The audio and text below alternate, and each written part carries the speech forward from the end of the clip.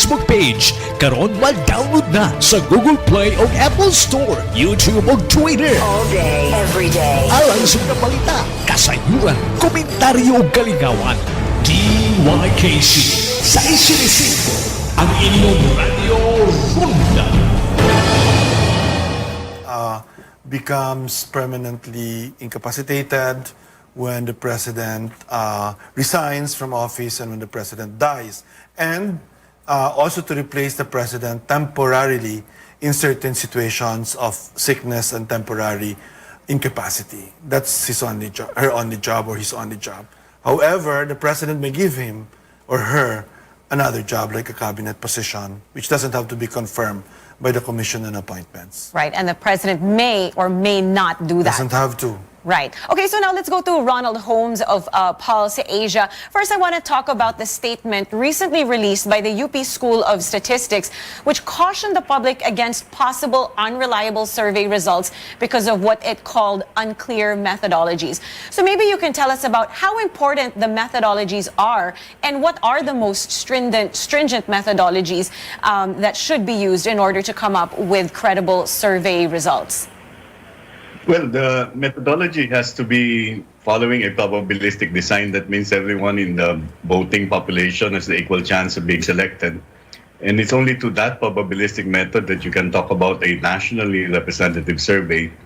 If you don't follow a random sampling, then that means that the survey should only be generalized pertaining to the sample where it was taken or the universe where it was taken. So that's quite important. You can do online surveys that have probabilistic designs, but given the digital divide, the online survey might rule out a segment of the population. So there are things that have to be followed in terms of surveys, and we would really have to define what the methodology, find out what the methodology is, so that you can distinguish what will be representative and what would not be representative of the population. All right, Professor Dennis Coronacion, let's go to you now. The coming elections will be a first under this pandemic that has changed our lives greatly over the last 2 years. Will this health crisis be a factor when Filipinos cast their vote on May 9th? Well, actually, this is already the second time that we're going to hold an election during the pandemic. The first one was back in 2019, and that's for the midterm elections. But this is the first time during the pandemic that we're going to hold a presidential and vice presidential elections. Now, the health crisis is going to be, I think, a determinant, in selecting the leaders, our next set of leaders, since the pandemic has really wrought havoc to our country, and it has not only affected our health, but as well as its adverse impact has been felt on other areas, such as the economy. That's right. Okay, we have so much more to talk about. You are watching a special presentation of CNN Philippines on the vice presidential race. We'll be back after this short break. Stay tuned.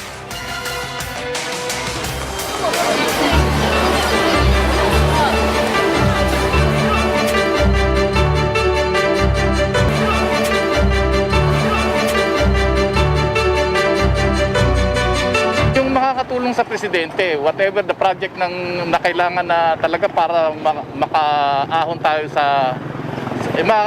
magkaroon ng progreso ang bansa, kailangan ng support ng lahat, pati ng Senado.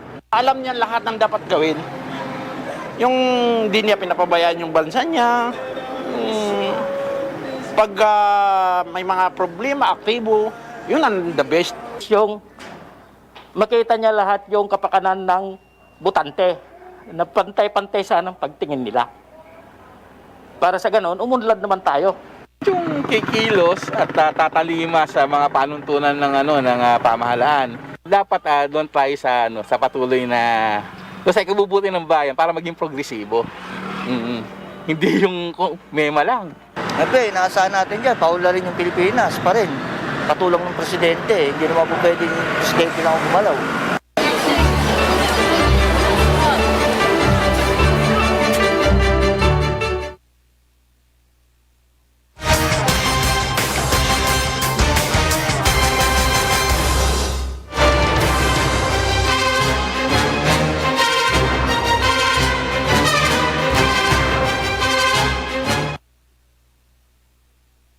Sure ka ba talaga dito? Ano ka ba? Mabait si Papa. Pa! Si Pinky po. Ano po, Mr. Fardo? Please, call me sir. Aba, laki ng supermarket dito ah. Bili tayo ng drinks. Ah, ako na po ang drinks. Sige na.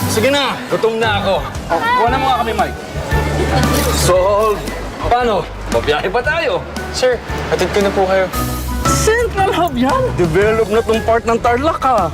Sir, sagot ko na po ito. Tingin mo sa akin. Cheap? Sir, hindi po. Joke lang. Sir, pwede na po ako. Thanks. Next time ulit. Miggy. That's fun! Woo!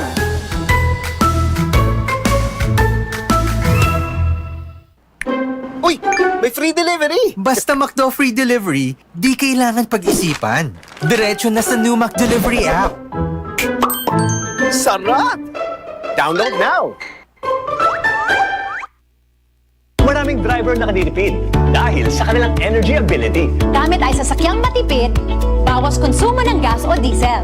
Energy ability ay ginagawa. Plus, Sasakyang energy efficient equals energy efficient transportation. Project Finish! Ang purpose ng dessert, i-reward ang masipag with layers of sarap. In-Nestle All-Purpose Cream mo.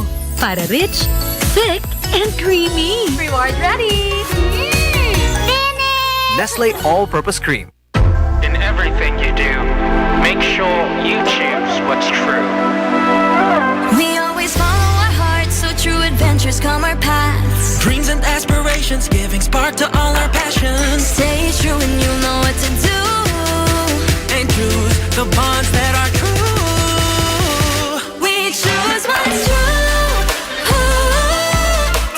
We choose GSM Blue. Choose what's true. 'Cause I'm on GSM Blue. Choose what's true. Choose what's true. Dahil ito ang GSM Blue.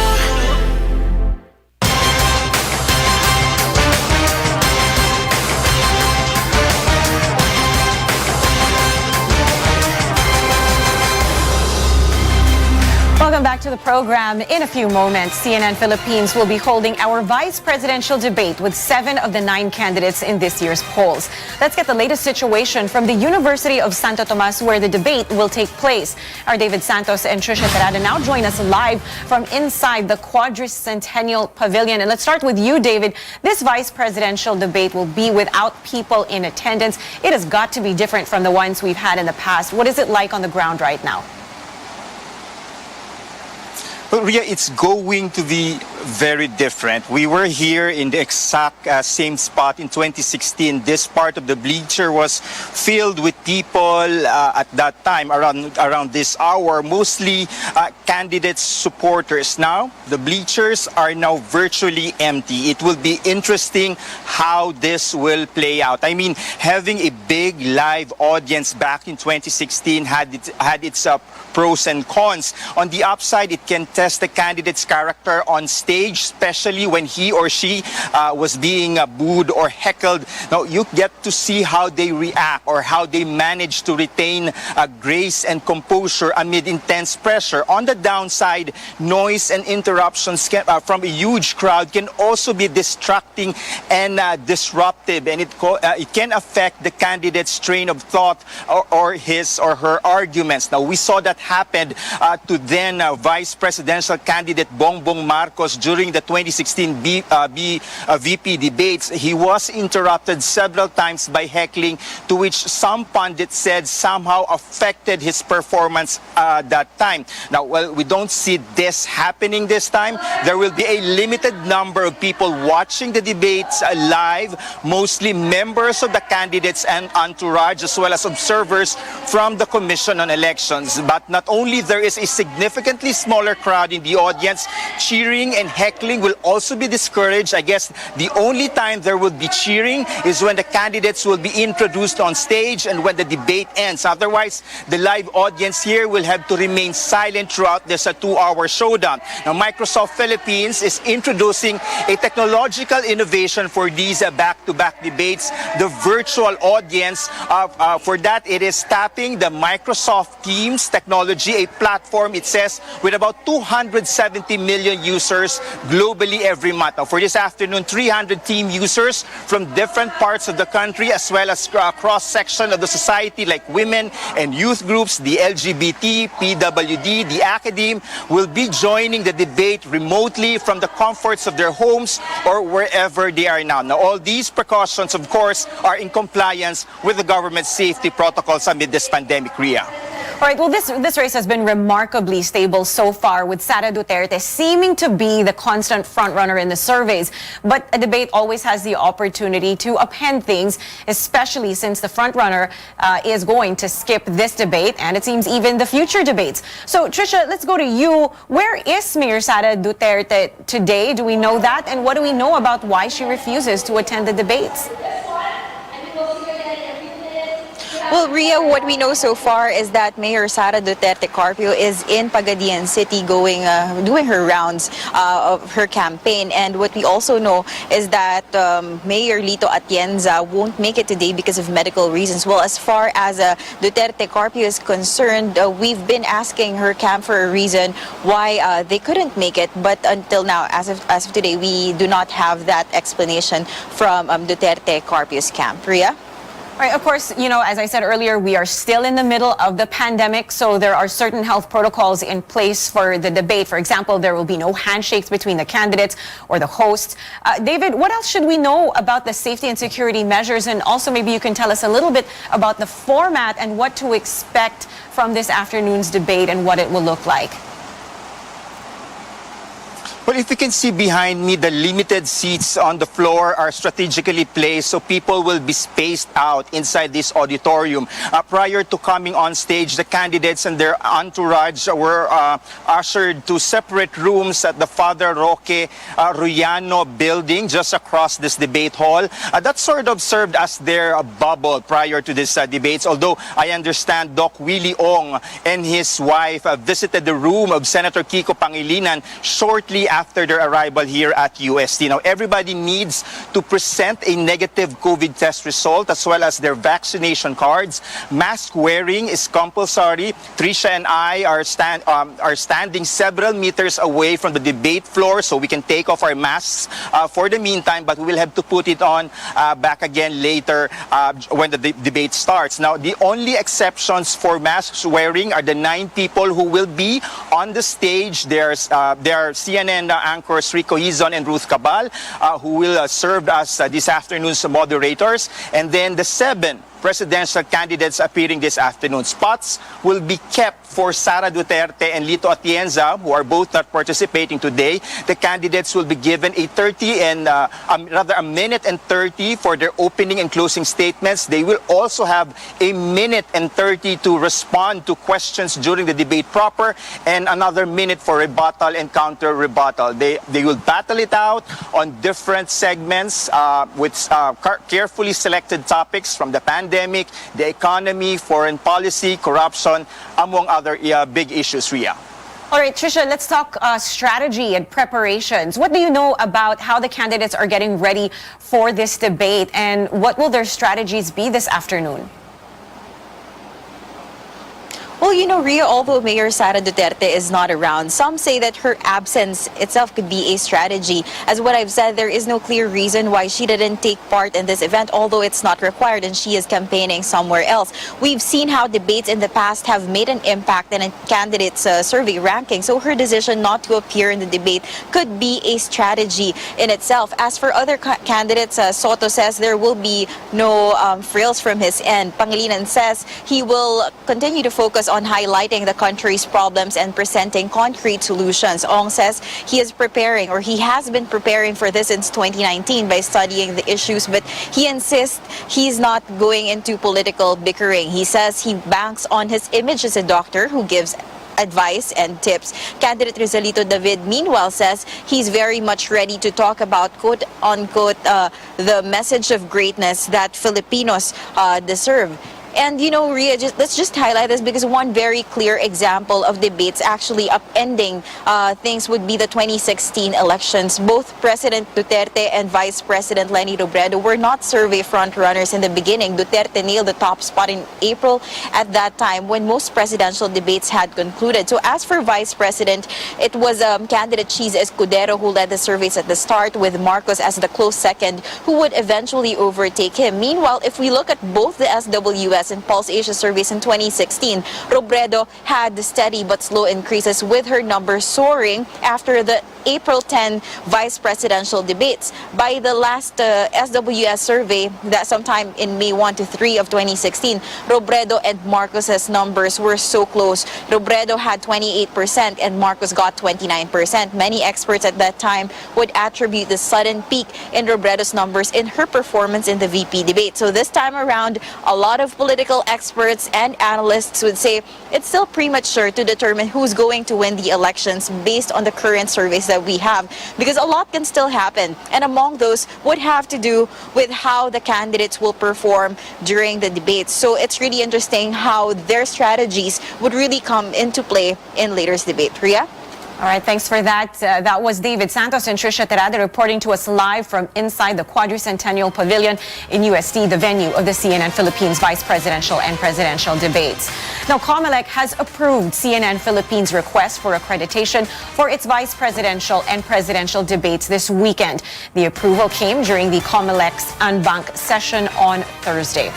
And now, let's see some comments from netizens. Our Paulo Abrera now joins us for a look. Paulo, what are people saying? Well, thanks, Rhea. Now, we asked netizens, if you had a chance to ask our vice presidential candidates a question, what would it be? We've got quite a selection here that we're going to be talking about. We're going to be starting with some comments here from Facebook. Sofia Gara asked to all the candidates, how will you ensure that Philippines will be in good hands if you win the election, especially during COVID crisis and economic fail? Okay, on Ana Oconer over here, also on Facebook, all candidates have big plans to address the problems of the country. Where will you plan to get the funding to support them, she asks. Do you have concrete plans for this? So that's another interesting question here. Please avoid giving mother statements such as unity and by stopping corruption. How will you ensure the sustainability of your solutions and ensure that they are safe from being politicized? Another question here, or rather, question thrown from Facebook from Chloe Go. Almost every candidate who ran for office promised to rid the government of corruption, yet corruption still prevails. What concrete action steps can they take to get rid of the government of corruption once and for all? We need detailed action plans that are implementable. Moreover, we know that a lot of corruption and red tape happens at the local level in LGUs. She continues on, but we'll move on to Charles here from Twitter asks, what is trust for you? As we are now living in a time where more and more people in a daily basis is losing their trust with the government. With that, how do you think you could regain that trust, especially if you are elected? All right, we have another comment here from Twitter. Tyrant asks, how do you vision the country to be like after you leave the office in 6 years? And finally, rounding off our selection here, back to Facebook, Orly Villanueva asks, will you continue the programs of Office of VP? Should you win as VP, what will you likely keep and enhance, and what will you discontinue, and why? How will you implement these programs, and what are your priorities? All right, that is the current pulse of the netizens. Now, those are the questions that they are asking. It'll be interesting to see what will be on their minds post-debate. That's what we've got for you. Back to you, Rhea. All right, thanks a lot for that, Paolo. Now, you are watching a special presentation of CNN Philippines on the vice presidential race. We will be back after this short break. Stay tuned.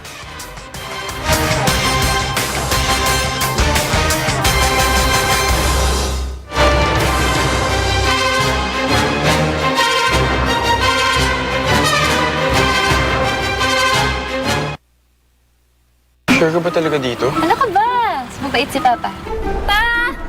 Si Miggy po. Mano po, Mr. Fardo? Please, call me sir. Aba, ang laki ng supermarket dito ah. Bili tayo ng drinks. Ako na po ang drinks. Sige na. Gutom na ako. Kuha na mo nga kami, Mike. Solve. Paano? Pabiyahe pa tayo. Sir, hatid ko na po kayo. Central Hub yan. Develop na tong part ng Tarlac ha. Sir, sagot ko na po ito. Tingin mo sa akin. Cheap? Sir, hindi po. Joke lang. Sir, pwede na po ako. Thanks. Next time ulit. Miggy. That's fun! Woo!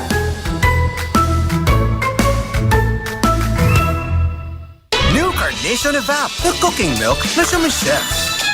Angat sa milky namnam with warm milk. Kaya ang sarap at confidence. Chef, New Carnation Evap. Cooking milk. Suki! Siya ang bagong siga ng Senado, General Eleazar. Siga? Paano sa pelikula? Tunay na siga si General Eleazar. Sipag at galing. Sipag sa pang-reforma ng PNP. Galing sa paglaban sa krimen. Bugok at abusado, kalaboso! Inalaban niya tayo. Marami tayong ilalaban para sa Pilipino, lalo na sa peace and order at seguridad para umangat ang ekonomiya. Dahil ang laban nyo, laban ko. General Eleazar Iboto, Senador 23 sa balota. Lazada 3 birthday. Opening sale. 1 month celebration with free shipping. Flash sales at Piso Deals. 3 birthday. Opening sales. Starts March 3 to 7. Mga mommies, gawing all-in-wonderful ang tortang talong. With Maggi Magic Sarap, may sarap at aroma ng dagdag onion at garlic, real meat at spices. With Maggi Magic Sarap, nasa kamay mo sarap ng buhay.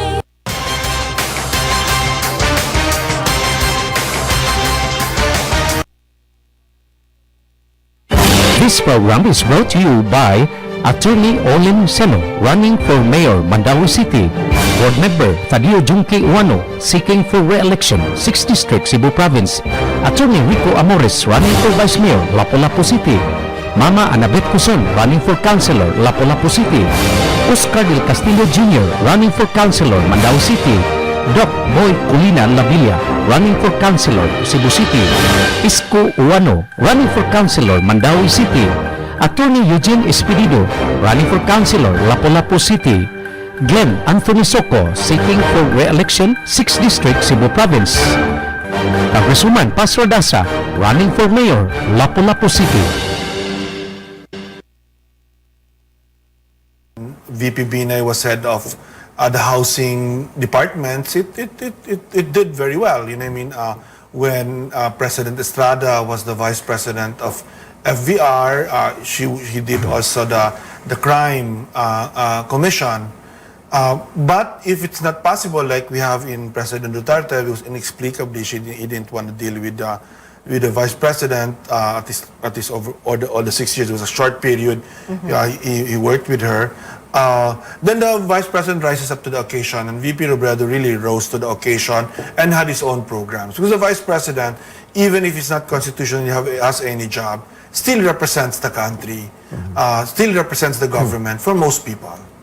Right, it's really up to them how they want to carve out that role for VP themselves. Robredo did a very good job, even without being a cabinet member. All right, lastly, let's go to Mr. Holmes. Now, since our system elects a vice president separate from the president, how do the numbers of the VP affect their presidential running mate, if at all? All right, sir, I think you're on mute. If you could unmute yourself, thank you. We have not seen, except for one election where the anthem won. I think it's the structure of the ballot basically that compels people to select VPs and president separately. What's quite distinct now is that I've seen most of the campaigns, except for one tandem, it's always the president and the vice president together. So maybe there's a higher proportion now of people who may support the vice president who would also extend support to their presidential running mate. That we will see, of course, not just in surveys, but on May 9. All right, thank you for that, Ronald Holmes, the president of the survey group Pulse Asia, and constitutional analyst Professor Tony Lavinia. Professor Dennis Coronacion will join us again later when we recap the vice presidential debate. In a few minutes, 7 of the 9 vice presidential candidates will weigh in on some of today's most pressing issues at the CNN Philippines vice presidential debate live from UST. I'm Ria Tanwat Cotrillo. We'll be back after the debate to break down the highlights.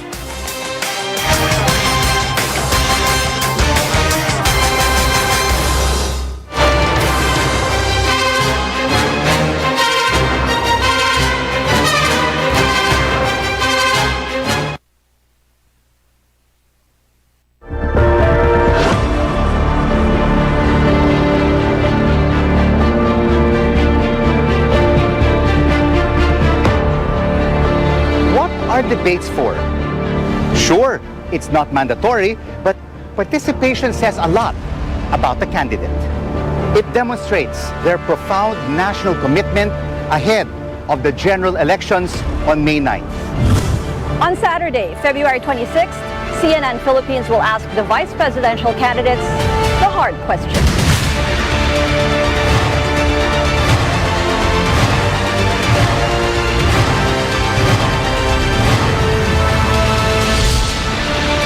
And on February 27th, we'll turn our attention to the men and women seeking the highest office of the land.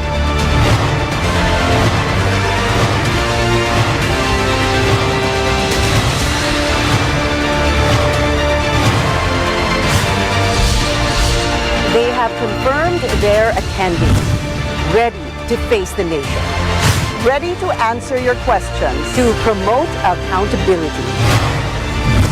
Side by side, on one stage, on one network.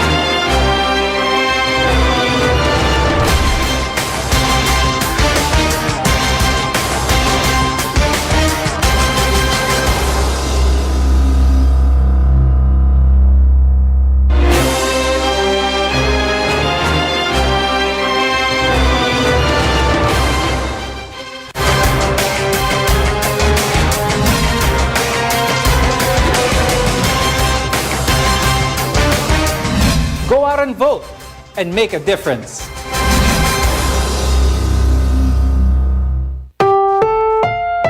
This program is rated PG. It contains themes and scenes which may not be suitable for very young audiences. Parental guidance is advised.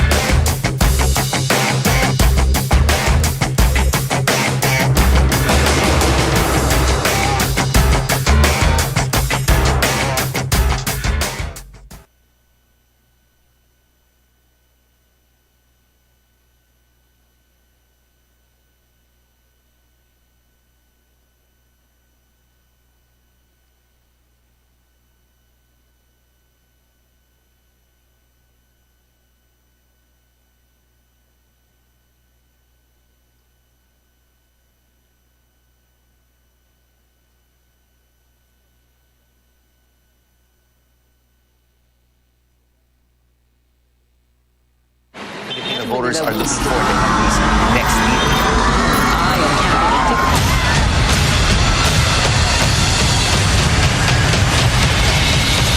Seven candidates for vice president standing side by side. To face the Filipino people. Filipinos are not that foolish. We are going to do that by taxing the rich. Kung saan natin dadali ng bayan, doon nating idisenyo ang ating edukasyon. To make their case. To explain and defend their positions on public issues. To be challenged. Kung susubukan nyo ako, magugulat kayo. Uunahin natin ang agrikultura at pangingisda. And to challenge each other. But more than just telling us what they can do. Isang batas na nagpapatawag na isang constitutional convention. Yun din ang gusto namin kasama sa programa namin sa gobyerno. Gawing madisiplina uli ang gobyerno. It's about how they can do it all during their 6-year term. And if the need arises, to be ready to step up as chief executive under the country's presidential line of succession.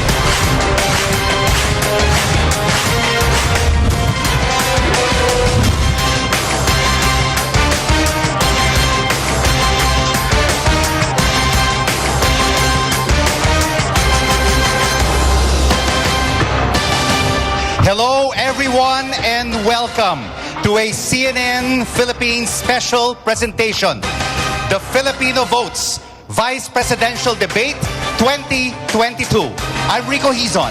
Magandang hapon po sa inyong lahat. Ako si Ruth Cabal and welcome to all of you watching on TV and on Facebook. Syempre Rico, batiin din natin ang ating virtual audience sa ating naglalakihang screens. Marami dyan mula pa sa iba't ibang lugar at malalayong lugar sa Pilipinas. Different industries, different backgrounds.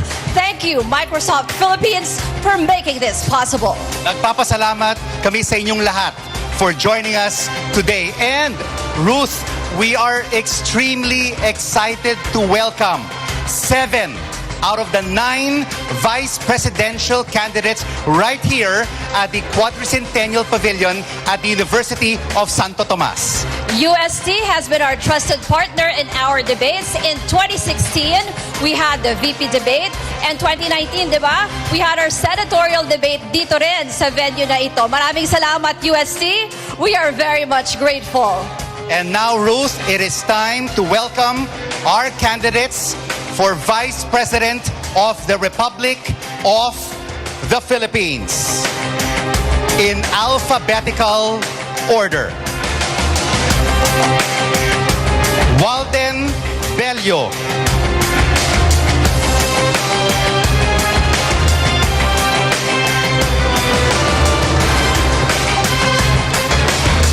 He's a former Akbayan Party List representative, running mate of Labor leader Leody de Guzman.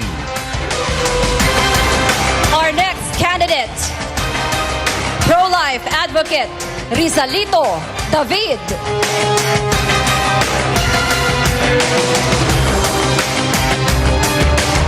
Running mate of Dr. Jose Montemayor Jr.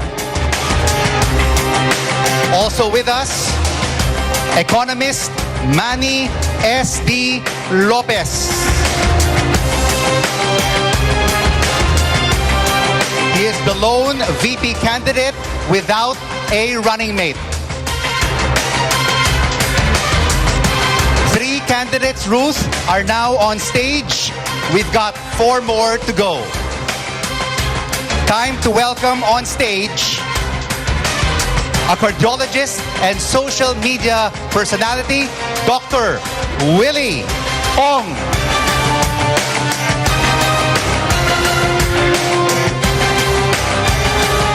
He's running alongside Manila Mayor Isko Moreno Domagoso. Our next candidate, Senator Francis Kiko Pangilinan.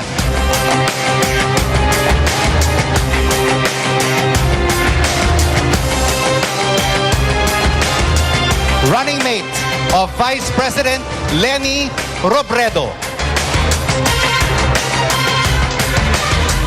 Also with us, lawyer Carlos Serapio.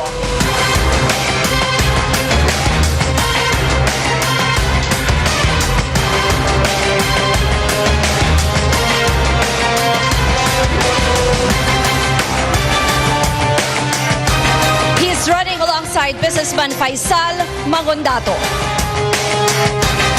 And our final candidate, Senate President Tito Soto.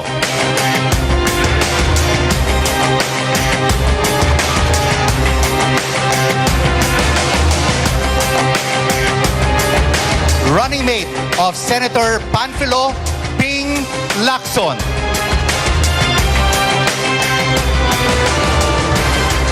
Rico, nakaka-excite na makita ang 7 out of 9 vice presidential bets here on stage. 2 are unable to make it. Deputy House Speaker Lito Atienza, originally confirmed, but he recently begged off upon doctor's advice kasi po he had to undergo knee replacement surgery after he suffered an accident. Yung isa pang VP candidate, Davao City Mayor Sara Duterte, declined our invitation. We're keeping their podiums on stage nonetheless. And Ruth, as with any debate, we have rules. We'll be asking general and specific questions. Your allotted time is 90 seconds or 1 minute and a half to answer these questions. And to be clear, general questions will be answered by all.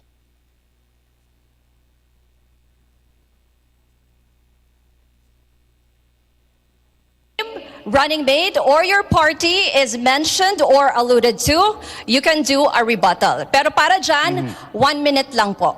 And there are monitors in front of you that will serve as your timing device.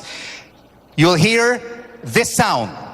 To remind you, you have 10 seconds left.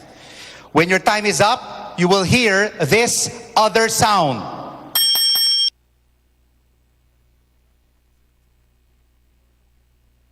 It will be your answer to this general question. Vice presidents can be appointed by the president to a cabinet position. We will turn off your mic if you interrupt and let the speaker finish within the allotted time. Kasi mas maganda, Rico, pag tuloy-tuloy yung sagot nila para mas So we will begin with Walden Bello. It will be your answer to this general question. Vice presidents can be appointed by the president to a cabinet position. If elected, what cabinet position do you prefer and why? 750 people, billionaires in the country, and this will be for social programs that will go and benefit the vast majority of our people. We are going to legislate job security and higher wages, starting with 750 paid per day. And this is not just out of social justice, but this is also because we want to put purchasing power in the hands of our people to really make a very creative economy. We are going to repeal all those laws that have opened up our economy indiscriminately, thereby destroying our manufacturing and agriculture and forcing our people to go abroad in search of jobs. We are going to legalize divorce and same-sex marriage, and we are going to pull the Philippines from the 17th century to the 21st century. Mayor Sara Duterte, why are you not here to defend your positions? Nganong talawan mangka, Inday? Rizalito David, it is now your turn. Dalawang bagay po ang nakikita kong problema ng ating bansa. Ang una ay ang amorality, no? Ang kawalan ng moralidad ng lipunan. At ang kalawa ay yung cynicism ng general public, ang kawalan ng tiwala sa marami nating mga institusyon. Why are you not here to defend your positions? Nganong talawan mangka, Inday? Rizalito David, it is now your turn. Dalawang bagay po ang nakikita kong problema ng ating bansa. Ang una ay lahat ng institusyon ng ating bayan, lalong-lalo na sa pamahalaan, sa ating mga eskwelahan, pribado man o hindi, at maging ang mga instrumentalities natin, mga local governments, kailangan nating ibalik ang moralidad ng bayan upang tayo'y umunlad. Yun po ang aking nais na gawin kung ako'y magiging ikalawang Pangulo. Marami pong salamat. Manny Lopez, it's your turn. Magandang gabi po sa inyong lahat. Ako po si Manny S.D. Lopez, Vice Presidential Candidate of the Labor Party Philippines. Kung ako po ay palarin na maihalal bilang pangalawang Pangulo ng ating mahal na Republika, ang pipiliin ko pong cabinet portfolio will be perhaps as Secretary of the Department of Trade and Industry. Sapagkat ang priority po natin ngayon, after this unprecedented pandemic, this crisis that we are facing, we will be facing severe challenges in the coming years. And economic recovery is a must to help uplift the lives of our people. And I have a comprehensive three-pronged agenda to help advance our economic recovery. And this is number one, a new omnibus investment code to make doing business in the country a lot easier. we could attract more investors, we could improve the productivity of our businesses, of our enterprises. At pangalawa po, alam naman natin na maraming nahirapan, especially micro, small, and medium-scale enterprises. And the solution to this is a legal framework to enable them to recover. Yan po at provision of low-interest loans. Marami pong salamat. We'd like to hear next from Dr. Willie Ong. Ay, kamusta po sa ating mga televiewers ng CNN? Pasalamat muna tayo sa CNN paggawa nitong debate. Napakaganda po nitong lugar. Kung kaya po tayo tumakbo, simple lang pandemic po talaga. Dahil sa pandemic talagang nasira yung ekonomiya, trabaho, pati tourism natin. Ang partner ko, si Mayor Isko Moreno, sabi niya, Doc Willie, kung hindi pandemic time, baka hindi ikaw ang tamang Vice President. Pero ngayon, dahil pandemic, kailangan natin maayos. Itong pandemic, paulit-ulit. Every 6 months, may bago. Alpha, Beta, Delta, Omicron. In 6 months, July, August, hindi natin alam kung ano yung susunod. Kaya depende sa Presidente kung gusto niya ako lagay sa Department of Health, gusto niya ako gawing overview sa health, okay po dito. Kung gusto niya ako tumulong sa ayuda, okay din po sa akin. Parang division of labor po kami ni Mayor Isko. Sabi niya, ikaw bahala, Doc Willie, sa kalusugan. Siya bahala sa pabahay, trabaho, edukasyon, foreign affairs. Kailangan natin magawa ng mga ospital. We need an infectious disease hospital. Doon natin lalagay yung COVID patients. Hindi po ako politiko, doktor po ako, pero nakikita ko paano bilhin yung pinakamagandang gamot sa inyo para mabuhay kayo at inyong mga anak. Salamat po. Next, may we hear from Senator Francis Pangilinan. Magandang araw po sa kanilang lahat. Depende po sa ating magiging Pangulo na si President Leni Robredo kung ano ang iaatang niya sa atin. Pero kung ano man ang merong kinalaman sa agrikultura at We need an pangingisda. infectious disease hospital. Doon natin lalagay yung COVID patients. Hindi po ako politiko, doktor po ako, pero nakikita ko paano bilhin yung pinakamagandang gamot sa inyo para mabuhay kayo at inyong mga anak. Salamat po. Next, may we hear from Senator Francis Pangilinan. Taas na presyo ng pagkain at agrikultura. Tututukan natin ang alalay at ayuda at tulong sa magsasaka at mangingisda. Bilang dating Food Security Secretary, pinigilan natin tumaas ang presyo ng bigas.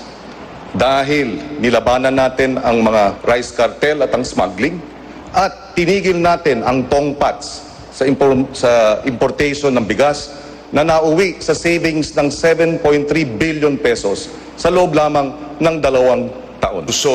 Yan ang sinisentro ang problema ng gutom, mataas na presyo ng pagkain at agrikultura. Tututukan natin ang alalay at ayuda at tulong sa magsasaka at mangingisda. Bilang dating Food Security Secretary, pinigilan natin tumaas ang presyo ng bigas. Dahil yan ang ating tututukan. Now we would like to hear from Carlos Serapio. Thank you, CNN at mabiyayang panahon, Pilipinas. Ang aking pong pipiliin ay batay din sa pipiliin ng aking Pangulo, si Presidente Faisal Mangundato. Kung ano po ay bibigay niyang tungkulin sa akin, iyon po ang aking gagampanan. Datapwat, kung ako'y kanyang tatanungin kung ano ang aking personal na preference dahil po sa aking academic background, sa aking experience in engaging different leaders and functionaries of different nations, I prefer to take the portfolio of the Department of Foreign Affairs. And in that position, I think the experiences that I have had in doing back-channeling work will provide the kind of background as well as expertise for me to be able to do justice to the position. Kaya po, diyan mahalaga sapagkat tayo nahaharap sa ating ngayong mga relasyon sa iba't ibang bansa, lalo't higit na dito sa ating rehiyon. At ito po ay napakahalaga. Kahit na pa nga ang aming programa ay ang tanging programa ng transisyon. At sa transisyon po, mahalaga na maunawaan ng ibang bansa kung ano po ang ating patutunguhan na sistema. Salamat po. Senate President Tito Soto. Salamat po ng marami.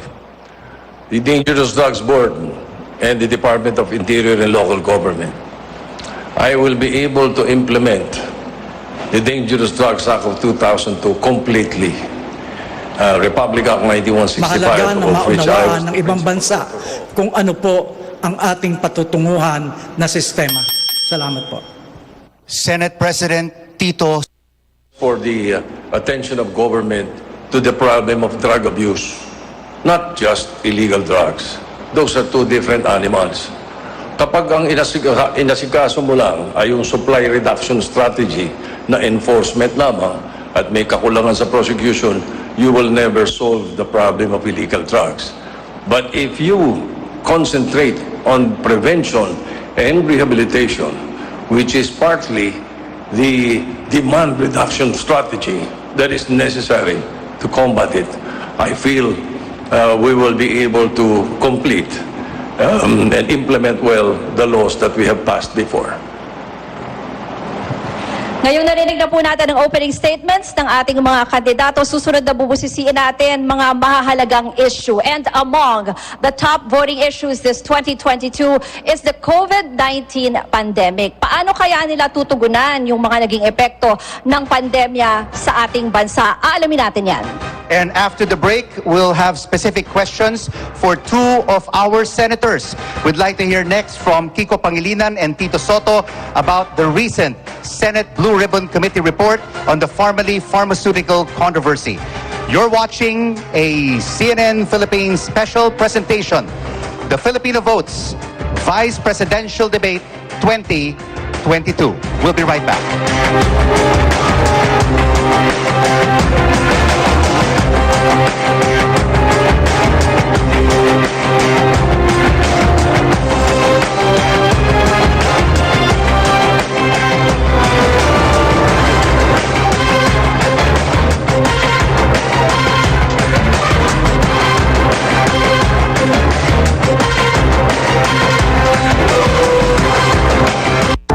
Dumarami na ang may abilidad para makatipid sa kuryente at gas. Imbes na incandescent, LED bulb ang ilaw. Binibining appliances, mataas ang energy efficiency rating. Pag-auto, yung matipid sa gas. Nagka-carpooling ang mga magkakakilala. Renewable energy source, abilidad nating magkakuryente. We have the energy ability for energy efficiency and security. Uy! May free delivery! Basta McDo free delivery, di kailangan pag-isipan. Diretso na sa new McDelivery app. Sarap! Download now! Sa One Pacman Party List, lagi kang ipaglalaban. Knockout ang mahal na gamutan. Depensa laban sa kahirapan. Serbisyo ngayong pandemya. One Pacman Party List, laging maasahan. 161 sa balota. Araw-araw, palakasin ang resistensya. Ano man ang dumating. Mag-Diabetasol. May vitamins pamparesistensya at VitaDigest pang manage ng blood sugar at gutom. Kaya't huwag mag-diabetes. Mag-Diabetasol. Milo breakfast every day. Milo breakfast every day. Help make breakfast more nutritious with Milo. May milk at Champion Energy Nutrients. Tulong para Champ sa school and play. Milo every day. Pabigat ba ang iba't ibang pain? Mag-Advil ka na! Sa pabigat na pain, dito ka sa mas malakas kaysa paracetamol laban sa iba't ibang pain. Para lakas ginawa. Switch to Advil. Sa One Pacman Party List, lagi kang ipaglalaban. Knockout ang mahal na gamutan. Depensa laban sa kahirapan. Serbisyo ngayong pandemya. One Pacman Party List, laging maasahan. 161 sa balota. Mga mommies, gawing all-in wonderful ang tortang talong. With Maggi Magic Sarap, may sarap at aroma ng dagdag onion at garlic, real meat at spices. With Maggi Magic Sarap, nasa kamay mo sarap ng buhay. Mabahong rep? Ew! Ang baho! Bumili ng Everest refrigerators with odor control filter that absorbs impurities and helps eliminate food odors. Everest refrigerators with odor control filter. Fresh smelling food always.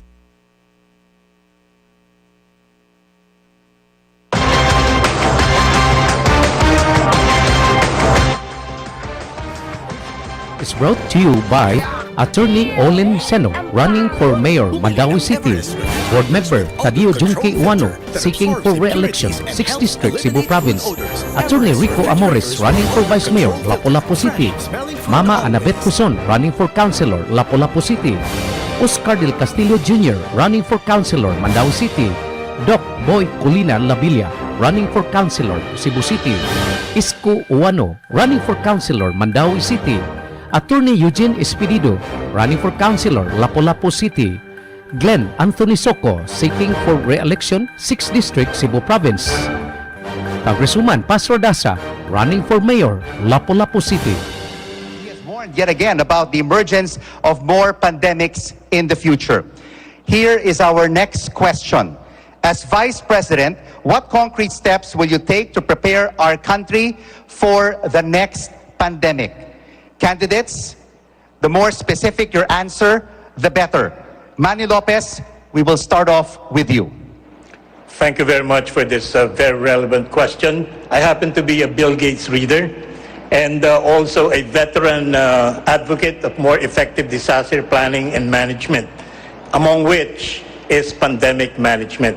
Pandemic is something that we have faced in the past, and we will be facing as well in the future.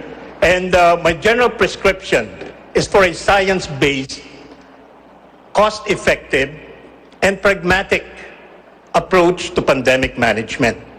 Because this is a crisis, in our case, of biblical proportions. And accordingly, the general prescription is our bayanihan spirit, our caring for each other. And if I can go into specifics, those especially in the level of decision-making with regards to our pandemic response, mitigation, and recovery strategy, we should make it a point that we have to have policies that specifically address the issues beyond political and commercial interests. Because this is what really bothers our pandemic response. And we could do better. And we could do better by caring more for each other and for caring for our country and our people. Thank you very much. Tanungin naman po natin ngayon si Senate President Tito Soto. Treatment, prevention, prophylaxis, I think we should go there. The vaccination program is good, but what do we do after 6 months? After 6 months, we'll ask Congress again for 78 billion para mabili na naman for 100 million Filipinos every 6 months. So I think we should be concentrating more on the prophylaxis. There are many new inventions, or discoveries, I should say, in the other parts of the world. Kaya kailangan mas bigyan natin ng diin yung ganito. Siguro dapat bilisan lalo ng FDA ang pag-a-approve ng mga prophylaxis at saka makakatulong sa prevention sa atin. But of course, the health standards, the health protocols should remain. Rizalito David, your pandemic response. Firstly, kailangan magkaroon ng summit para magkaroon ng consensus ang scientific community kung ano nga ba itong magiging pandemya na ito, o in this particular case, yung COVID. Ang nangyari po kasi sa atin, kung ano-anong restrictions ang ating ginawa, sa isang banda lamang ng siyensya ang ating pinakinggan. Maraming mga doktor at scientifico na nagsasabing may gamot sa COVID, meron tayong pwedeng gawin, mayroong natural na gamot, at hindi natin kailangan mag-lockdown. Pero dahil ang gobyerno lamang ang nagsagawa ng mga pamamaraan, hindi natin pinakinggan yung mga ibang scientifico at ibang mga doktor. Kaya yan ang nangyari sa atin. Dapat hindi na po maulit yan. At kailangan talaga ng isang national consensus on what to do with COVID and with other pandemic that will hit us in the future. Maraming salamat po. Kung inyo pong mapapansin, no, meron kaming two types of questions kasi yung nakaraang question na yan, it's a specific question. Ibig sabihin, 1 or 2 or up to 3 candidates lang po ang sasagot. But we also have general questions kung ang saan silang lahat ang sasagot. So, bawat isa po sa inyo ay posibleng matanong ng specific question. And for a specific question that only one candidate will respond to, we'll need the help of our virtual audience who are behind us right now via a show of hands. Parang botohan ito. And it's to gauge how satisfied our audience is with a candidate's answer. So, to our virtual audience, who are joining us today. Hello! Sample lang muna. Hello, everybody. Kamusta po kayo? Show of hands. Show of hands, please. Raise your Can we ask you hands. to raise your hands? Katulad ng sinabi ni Rico, parang botohan. O, Ayan, parang botohan. Ayan. taas ng kamay. Or parang Taas pag ng tinatawag, kamay. gusto nyo mag-recite sa class. Parang ganun, diba, dito sa UST. Ayan, maraming salamat, no, for your participation today in this vice presidential debate. Ngayon naman, we want to ask a specific question to two of our senators regarding the recent... bago natin puntahan yun, no? Oo. Kasi binanggit mo pala kanina yung tungkol sa Pharmally. Correct. Report. Meron tayong tanong for Dr. Willie So Ong. bago natin puntahan yon, we go first to Dr. Willie Ong. And this is a specific question for you. Pero kanina po, nabanggit nyo na di ba? Yung pagpili po sa inyo ng inyong running mate na si Mayor Isko Moreno about your medical background. And he said that this will prove very helpful with the government's pandemic response and other health issues. Pero siguro po iniisip na rin ng marami, how about other duties and responsibilities as Vice President that are outside your area of expertise? How do you plan to fulfill them all? Salamat po.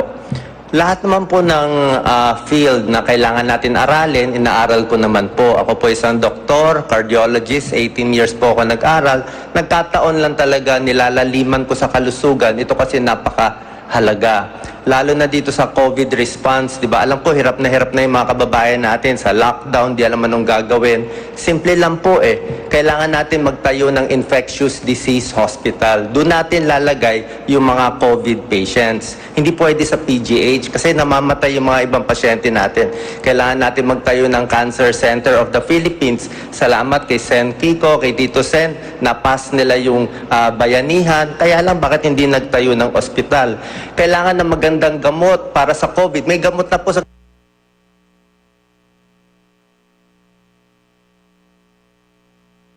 February 27. Napakaganda nito. Sa Amerika, binibigay ito. Hindi ko alam ba't natin bilibili. So, yung Remdesivir, Paxlovid, and others na gagawin natin. With other fields, kahit anong paggawa sa akin, okay naman sa akin. Kung sa agriculture, sa DSWD, o sa foreign affairs, okay lang po. Mabilis tayong matuto at gagawin po natin. Senator S.V. Soto, would you like to respond? May binanggit po si Dr. Willie Ong. Concerning what Bakit topic wala again? pong hospital yung binanggit niyo, sir? Dr. Ong? Sen, sabi ko lang sana nagtayo tayo ng infectious disease hospital para hindi na ilagay yung COVID patients sa PGH kasi nagre-reklamo yung mga doctors na di-displace yung mga cancer patients, yung ooperahan, kaya marami na matay sa atin noong 2021. So, patakagawa tayo ng separate, at least hindi na ma-overburden yung mga private hospitals. Kasi nagkakahawahan Naghahawa yung COVID sa hindi COVID, kaya hindi tayo makapacheck up, napupuno po agad. I think may tulong kung magtatayo pa tayo ng hospital para hindi tayo magkulang ng hospital bed po, Senator. Bayanihan 1 was crafted specifically to address the problem of those who will be victims of the lockdown. Victims, I say, na nawalan ng trabaho. Talaga ginawa namin yung Bayanihan 1, and I am the principal author of the measure. I'm sure Senator Francis is very well aware of that. Yung ayuda ang inasikaso namin doon sa Bayanihan 1 because of the possible yung hindi magkakaroon ng trabaho, napakaraming tao, pati transport sector, at yung kailangan pampambili ng wala sa budget yung biglang ng 2020, napasa na namin yung 2019 budget. Pagdating ng 2020 na tumama sa atin itong COVID-19, walang budget sa pambili ng mga vaccines. So, yun ang inasikaso ng Bayanihan 1. And Bayanihan 2, ganun din. Ito naman, sinagot naman yung problema ng mga transport sector. But then again, as usual, the implementation is much to be desired. Ayan, napakinggan natin po, no, yung rebuttal ni Senate President Tito Soto. But before that, narinig rin po natin ang sagot ni Doc Willie Ong. So now we would like to engage our virtual audience. Are you satisfied with Dr. Willie Ong's response? May we see a show of hands, please? Are you Itaas niyo po yung satisfied kamay nyo with Dr. kung Willie Ong's satisfied response? kayo sa naging sagot ni Dr. Willie Ong. Can we ask our audience? This Yes is part of or your no? participation. Medyo may delay, kaya may delay din yung kanilang pagtaas ng kamay. Nakikita natin may ilang nagtataas ng kamay, Rico. Ayan. And of course, Ruth, no, we would also like to reiterate to our candidates, if there has been a response and if your name is mentioned during a statement by one of the candidates, you can signal us for a rebuttal of 1 minute. All right, let's move Ngayon on. naman, we want to ask a question, specific question, to two of our senators regarding the recent Senate Blue Ribbon Committee report on the controversy involving Pharmaly Pharmaceutical. The partial report seeks plunder, graft, and other criminal and administrative charges against Health Secretary Francisco Duque, former government officials, and executives of Pharmaly Pharmaceutical Corporation. It also found President Duterte betrayed public trust, which is impeachable under the Constitution. Senator Kiko, you signed the report. Our question, if these individuals are found guilty as Vice President, how will you ensure that justice is served?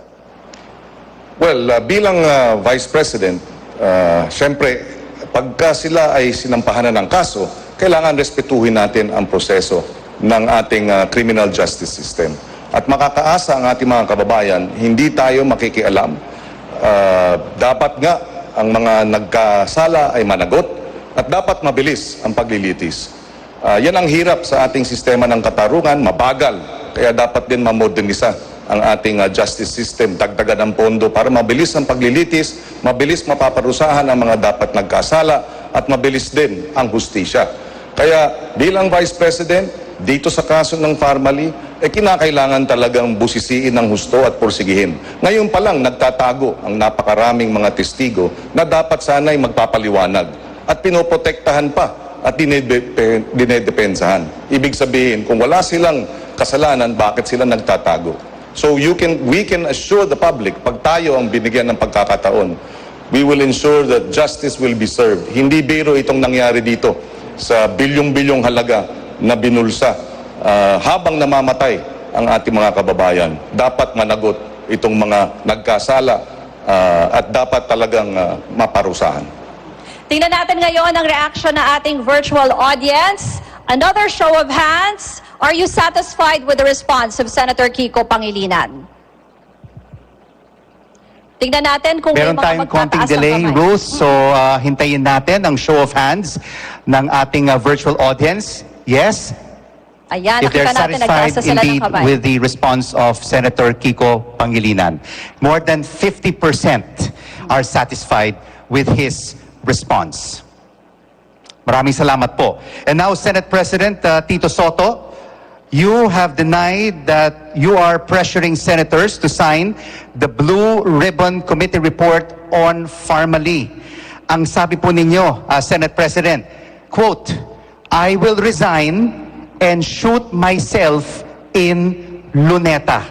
What is your stand on the Senate Blue Ribbon Committee report?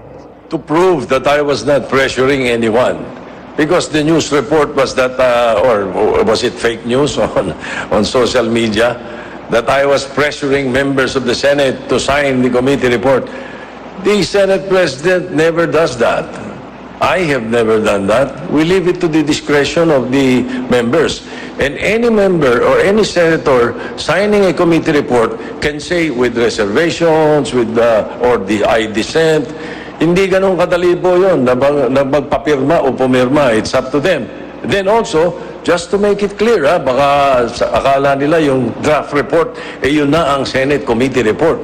Hindi pa. Linawin ko muna. Kung may mga dapat sampahan ng kaso, sampahan. That is my personal opinion. But the draft committee report will have to go through plenary. And any member or any senator signing a committee report can say with reservations, or I dissent. Hindi ganun kadali po yun na magpapirma o pumirma. It's up to them. Then also, just to make it clear, baka akala nila yung draft report, yun na ang Senate committee report. Hindi pa. Linawin ko muna. Kung may mga dapat sampahan ng kaso, sampahan. That is my personal opinion. But the draft committee report will have to go through plenary. And in plenary, that is when we pass it, we debate on it, para malaman natin kung sino-sino mga kasama dapat do sa kaso.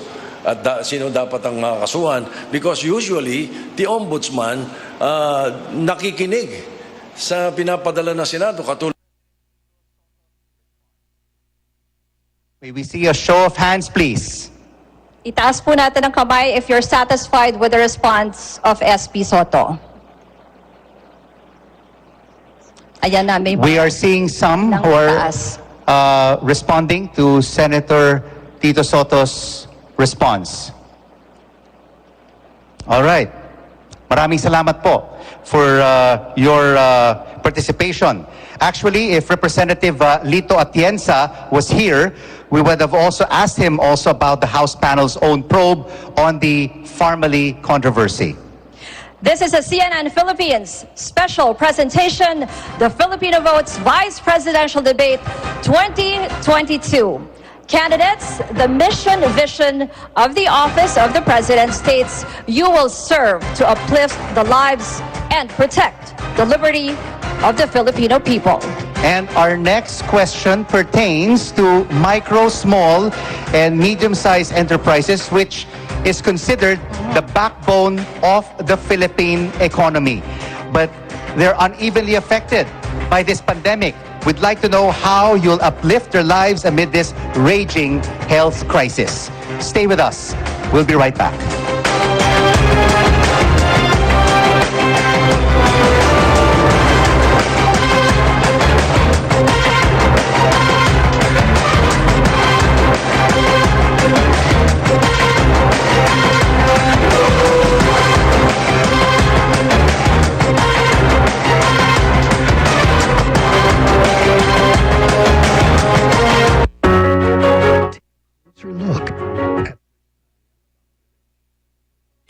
This program is brought to you by Attorney Olin Seno, running for Mayor, Mandaue City. Board Member Tadio Junque Uano, seeking for re-election, 6th District, Cebu Province. Attorney Rico Amores, running for Vice Mayor, Lapu-Lapu City. Mama Anabet Cuson, running for Councilor, Lapu-Lapu City. Oscar Del Castillo Jr., running for Councilor, Mandaue City. Doc Boy Culina Lavilla, running for Councilor, Cebu City. Isko Uano, running for Councilor, Mandaue City. Attorney Eugene Espirido, running for Councilor, Lapu-Lapu City. Glenn Anthony Soco, seeking for re-election, 6th District, Cebu Province. Congresswoman Pastor Dasa, running for Mayor, Lapu-Lapu City. Order at seguridad para umangat ang ekonomiya. Dahil ang laban nyo, laban ko. General Eliazar Iboto, Senador 23 sa balota.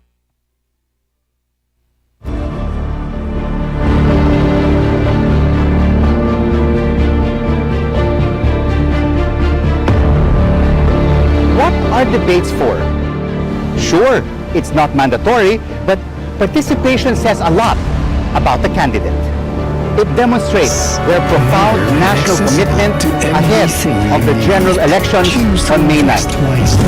On Saturday, February 26th, CNN Philippines will ask the vice presidential candidates the hard question.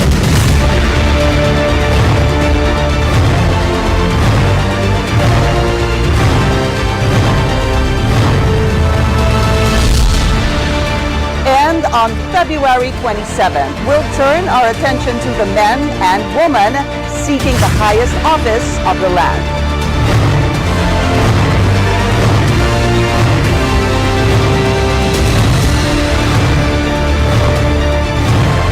Is an expert idea for the floor. They have confirmed their attendance, ready to face the nation, ready to answer your questions, to promote accountability. Side by side, on one stage, on one network.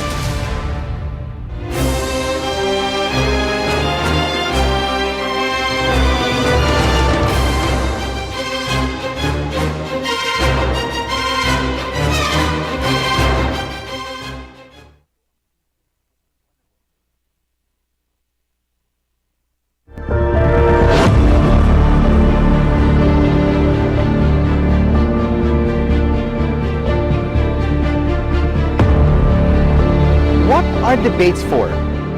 Sure, it's not mandatory, but participation says a lot about the candidate. It demonstrates their profound national commitment ahead of the general elections on May 9th.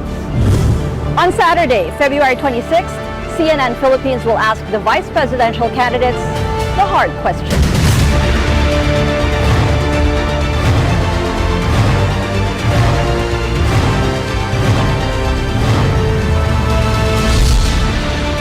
And on February 27, we'll turn our attention to the men and women seeking the highest office of the land.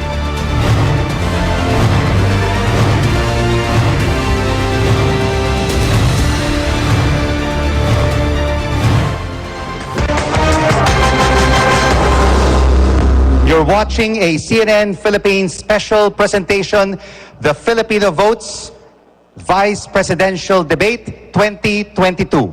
7 out of 9 candidates are here on stage with us, and we're asking them your questions to know where they stand on key issues that are important to all of us. At isa nga po dyan, yung binanggit natin kanina, micro, small, and medium enterprises or MSMEs, which comprise 99.5% of all business establishments in the country. Ang tawag nga po natin sa kanila, backbone ng ating ekonomiya. Without them, millions of our kababayans will be jobless. Candidates, we want to know, what can you do in your capacity as Vice President to come to the rescue of small business owners who are struggling from the pandemic and from other disasters? Banggitin na rin natin yung Typhoon Odette.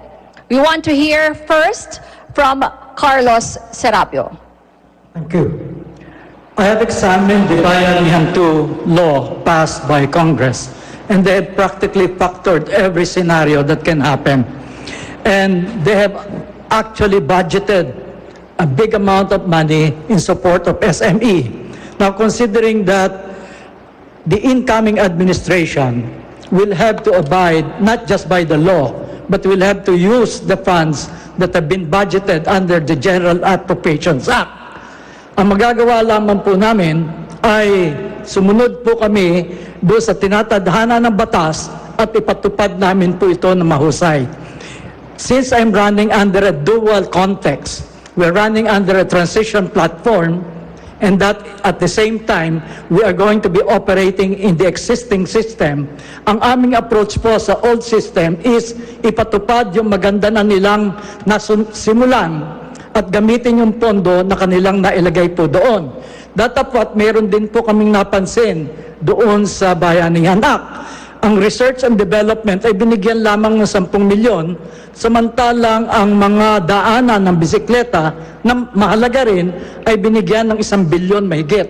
Sa tingin namin ay dito naman sa aming panukalang sa transisyon, research and development ay dapat bigyan ng mas marami pong halaga.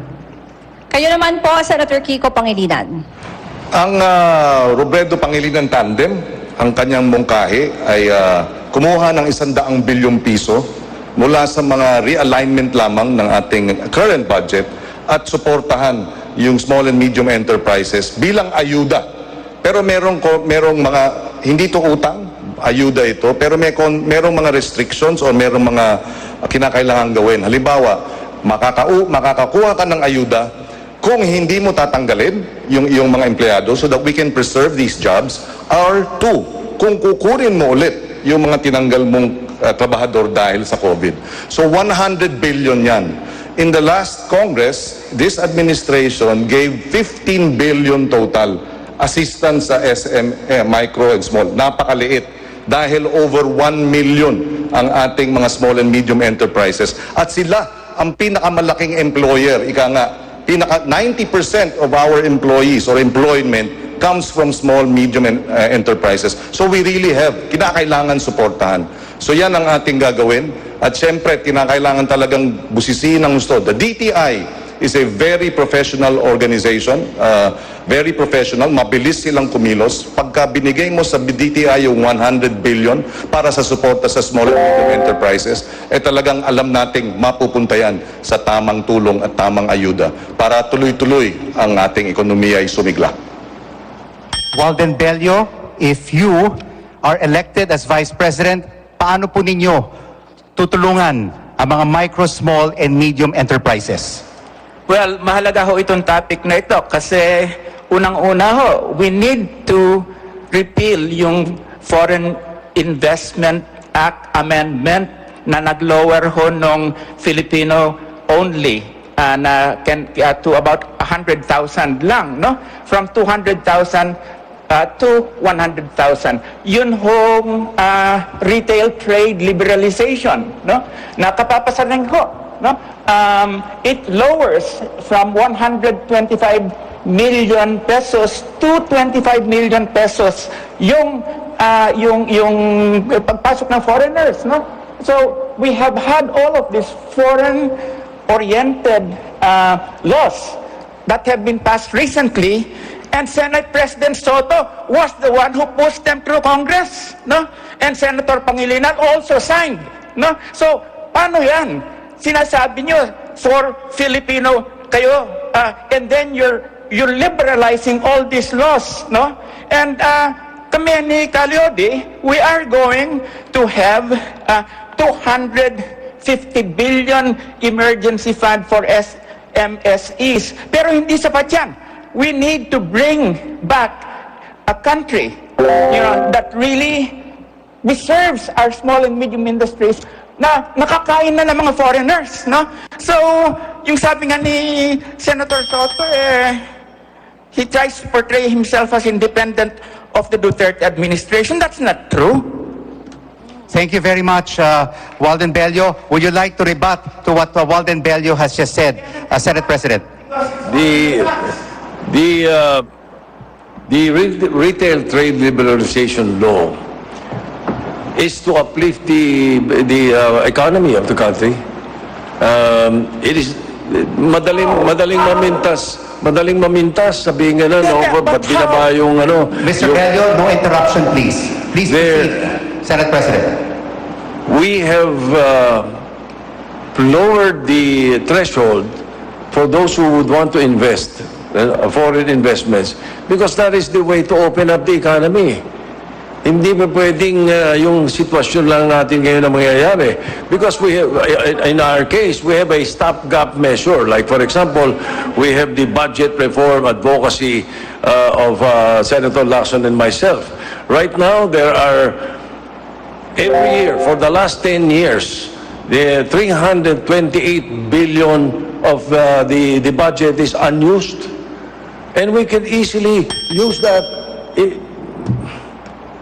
We will let you finish your statement, Senate President. We can easily use that to help the MSMEs easily. For example, give 1 billion each for every province. There are only 81 provinces. 1 billion each. Imagine what it can do for the economy in Occidental Mindoro and all the other provinces, especially the poor provinces. Thank you, Senate President. Senator Kiko. Yes, we supported the measure precisely because we feel given yung situation sa ASEAN, tayo mapapababa nung investments natin mula sa abroad, napakahalaga nan Ngunit binalanse naman natin. Kaya nga merong 100 billion na suporta sa ating maliliit na negosyante para talagang mabigyan sila ng alalay at ayuda habang nasa gitna tayo ng COVID response. We have ng COVID at ang pandemya. So kinakailangan natin balansehin. Hindi pa pwedeng bawal ang lahat ng foreign investment o kaya restricted to the degree na hindi na lalaki ang ating ekonomiya dahil nakakadagdag naman sa totoo lang ng trabaho. But at the same time, suportahan ng ating lokal. Kaya nga merong 100 billion which is 85 billion more than what this administration has given in terms of assistance to micro, small, and medium enterprises. Again, paalala lang po namin sa ating mga kandidato, wag po nating interrupt pag merong sumasagot. And for the rebuttal, you just have 1 minute. All right, napakinggan natin no si Senate President at si Senator Kiko. Are you satisfied, Mr. Bello, with their responses? No, I am not, because they're opening up SMEs, okay, and small enterprises, to be eaten up by putting down the threshold by foreign entrepreneurs and businesses. And then they say that they're protecting SMEs and medium enterprises. It's say na, okay, bibigyan kami kayo ng pondo para makatulong, pero hindi yun ang problema. The problem is, for instance, yung tariff laws natin, 1 to 4% and all of that, really has gone down. So let's not kid ourselves. You're sending this country and our SMEs to the hands of all these foreign enterprises that will eat them up. Walden Bello, we move on now to our next issue, which is also related to MSMEs. Many of those are Filipino fisherfolk whose livelihood have been affected not just by the pandemic but also by many other factors. This question goes to Senator Kiko Pangilinan. You promised to redeploy the Coast Guard and Navy ships to protect our fishermen from possible harassment from foreign vessels, which are mainly Chinese vessels. We're talking about a country with the largest navy in the world. At pagdating sa gray ships, they're also known as warships at ibang usapan na yan. So in April last year, President Duterte said he would send gray ships if China starts digging for oil, quote, to state a claim.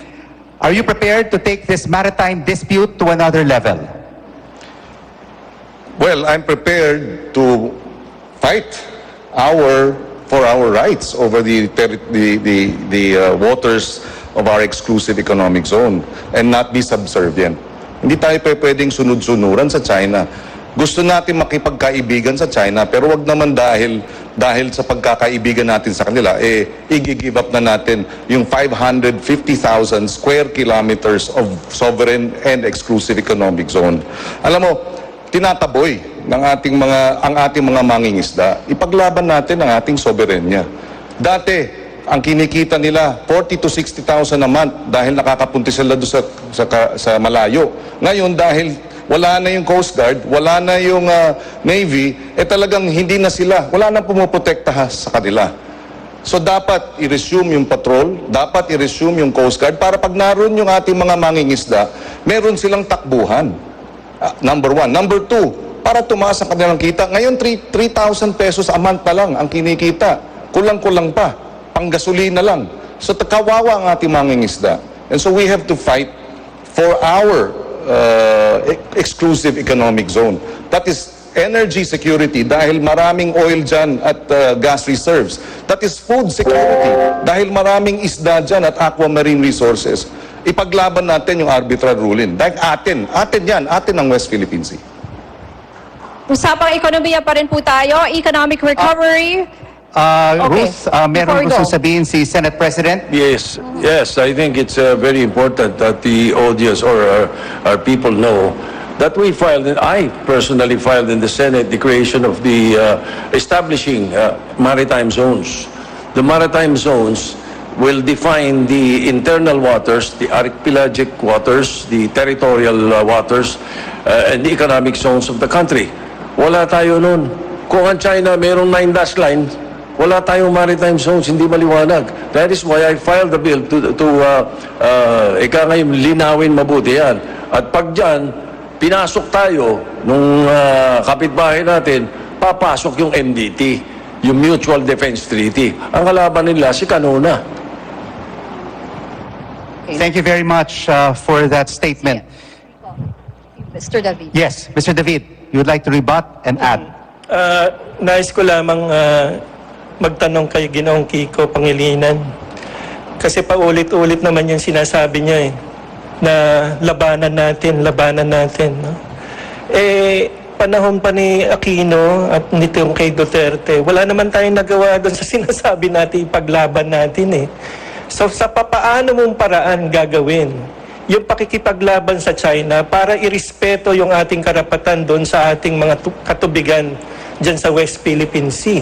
We cannot just simply say, ipaglaban natin. At ang nangyayari pa, sa mga proposals nyo, ang nangyayari pa, pinapatronize nyo yung ating mahihirap.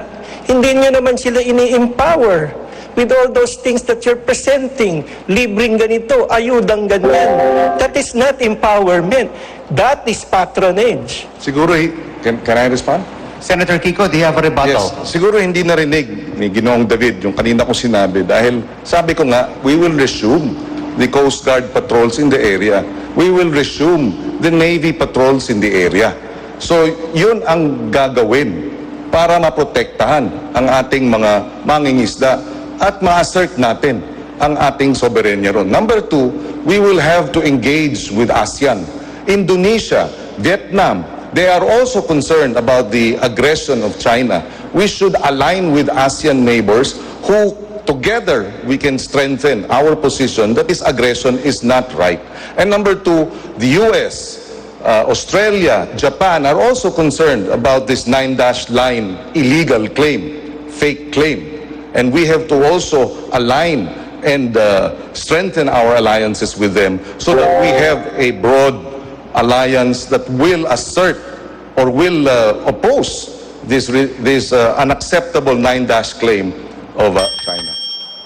But we also have to take note, Senator Kiko, that China's Navy is far larger than the Philippines. And it is very minuscule compared to the power of China. Far larger than Vietnam and Indonesia, but they have asserted their sovereignty over these waters. Indonesia even, binomba nga, pinasabog yung Chinese vessel Hindi naman ibig sabihin gera. In response to the two So gentlemen. we have to assert. I'm not saying atakihin natin sila. Pero pagka tayo na wino-water cannon, hindi naman tayo pwedeng nakangalang. We have to, our Navy and our Coast Guard must defend our sovereign waters. And it starts with being present in these areas by having these patrols. Gusto ng ating mga kandidato na marinig din yung side nila sa issue na ito. We have Congressman Bello. Yes, sir. Napakita na natin dito yung magiging foreign policy ng Lenny Kiko administration at saka nung Lacson Soto administration. Sinabi na ni Senate President na he is going to invite the United States, to oppose China. Papasok na lang daw dyan, MDT, Mutual Defense Treaty. Hindi maaari yan. We have to have an independent foreign policy. And ito naman si Senator Pangilinan, we will join the Quad. Come on! This is dominated by the Australia, I did not say, US, I did not say we will join the Quad. No, but you said that you are going to align with the Quad. No interruptions, please. That We is will have to let consistent Mr. Bello with the finish. Aquino administration's pro-US policy. You're just carrying that out again. Say we would join the Quad. You look at the tapes. Please, let's stick to the facts. Let's stick to the facts. Professor, let's stick to the facts. You are a stick to the facts. professor. Let's stick You to the are a facts, professor. yes. Stick All right, to the facts. we'll have to end it there for now. And Senate President, you would like to respond? Because I was alluded to. Yes. Yes, I go never ahead. said invite. I did not use the word invite. I wonder where he got it. Mr. Bello, please, No, let us finish Senate President's you follow the agreement that we have. We have a treaty. We have an agreement. Once pinasok tayo ng foreign kahit hindi China, kahit sinong foreign, may aggression sa atin, and if they do that in the maritime zones that I am saying na dapat ay ating markahan, papasok ang Mutual Defense Treaty. Automatic yun. And the Department of State of the United States has already said that. There's no one being invited here. Yun ang batas, yun ang agreement, yun ang treaty. Let's invite them in. No, that's not inviting. Have SP It's not inviting. O anong gusto natin? Pasukin tayo ng China. Let's follow the rules. Oh. Anong gusto natin? Pasukin lang tayo ng China, hindi tayo papalag? Bubuka ka tayo? Ba, hindi pwede. Mr. Bello. All right. We've heard both sides. We've heard their arguments. We have many topics to cover for this vice presidential debate, and we would like to inform all our candidates, please, no interruption. It was stated in the rules when we began this program. So we shall move on. Sinabi na po natin kanina, sorry, no, na kailangang patayin natin yung mic pag meron pong pumapasok habang nagsasalita ang isang kandidato. Please respect the rules. Okay. We have...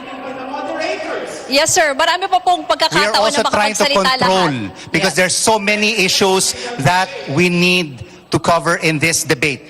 All right. Moving on. Moving on. Moving on. Ruth. The next topic is all about economic recovery. Ito po ay isang topic rin na malapit sa ating publiko. It's a priority of any government in any part of the world. But before we talk about how we can move forward as a nation, pag-usapan muna natin yung realidad ngayon. Alam po namin, ramdam ng lahat yung linggo-linggo na pagtaas na presyo ng ating gasolina. And as vice presidential candidates, you're also here to represent the policies of your running mate.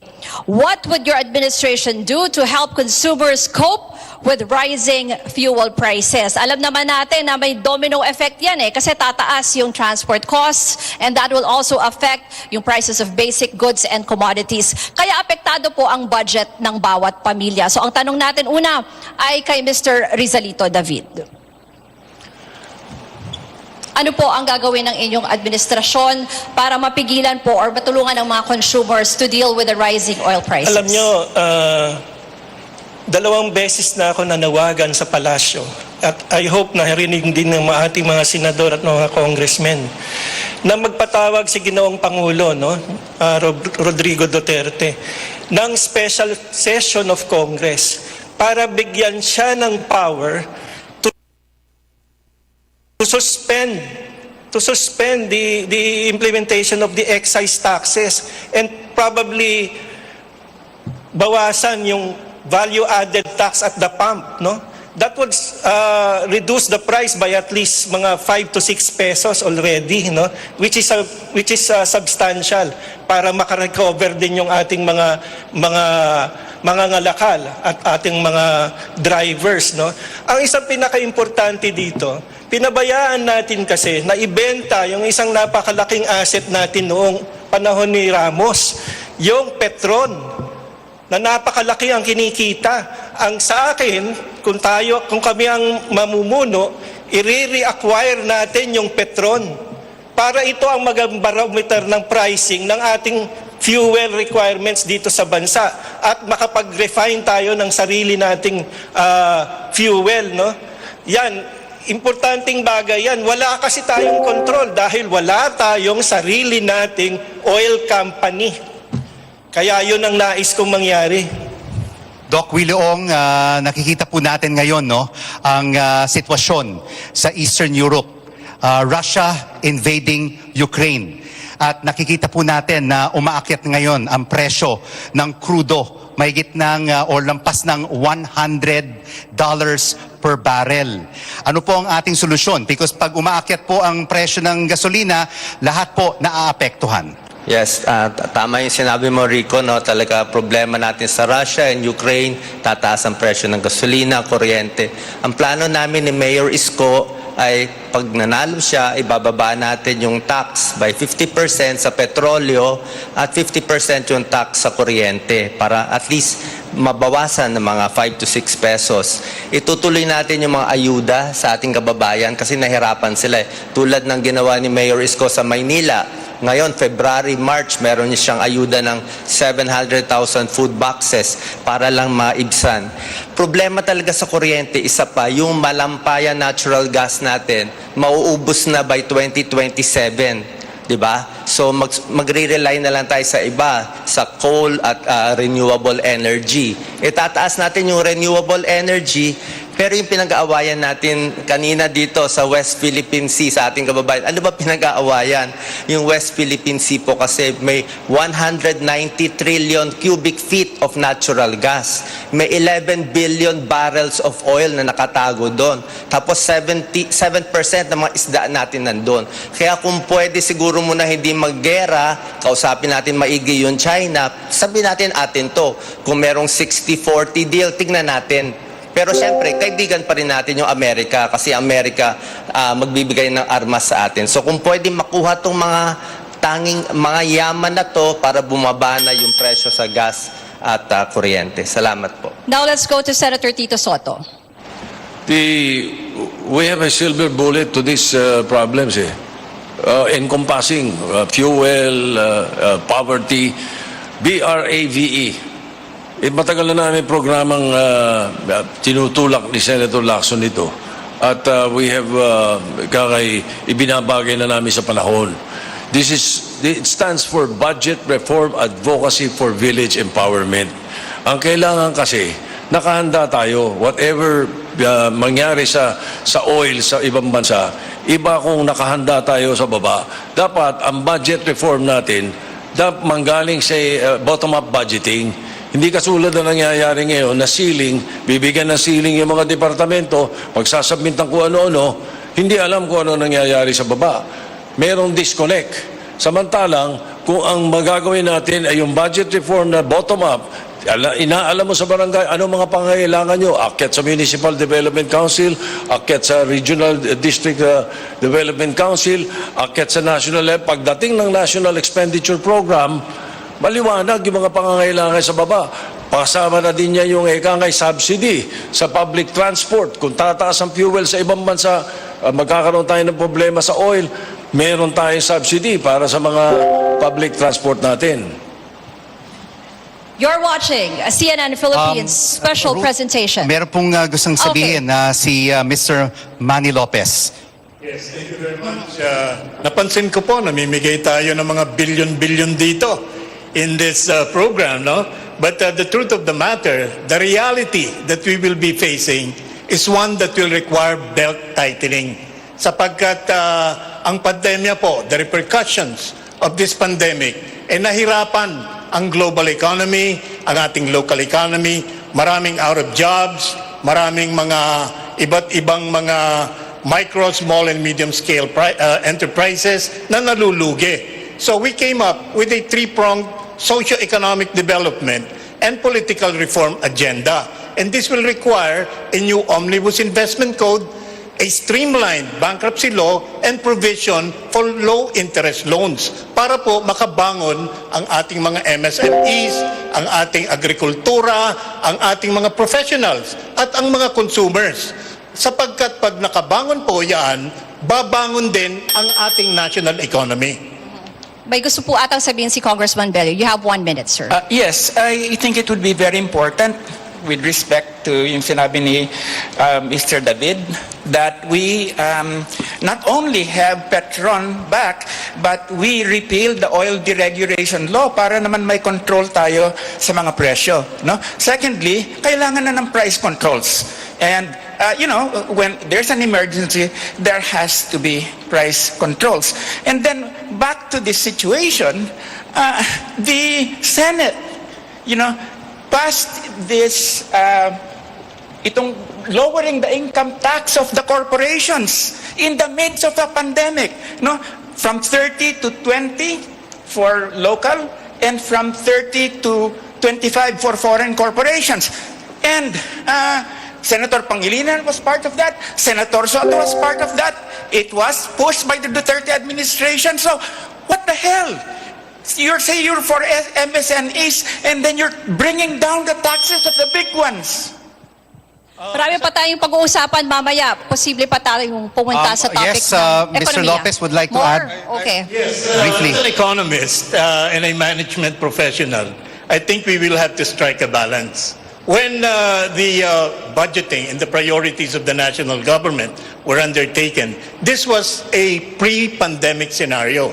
So accordingly, ang mga projections po, mga economic projections, ay nakasaad sa ganung senaryo. Ngayon, under the pandemic, with all the repercussions, negative repercussions, I would also agree with Professor Bello na kailangan magkaroon ng corresponding adjustments. And I think the Senate can handle this. Our two very distinguished, co-BP candidates. Okay, mamaya mas marami pa tayong... Just very quickly, sinagot ko na yung point ni Ginoong Bello na we have to strike a balance, and that's why we put we are putting a 100 billion assistance fund for small and medium enterprises, as we also allow for investments from abroad, for example, to come in. So it's a balance that we answered the question already earlier.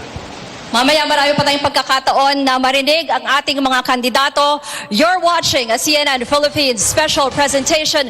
When we return, the war on drugs and the International Criminal Court. This is the Filipino Votes Vice Presidential Debate 2022. Stay with us. We'll be right back.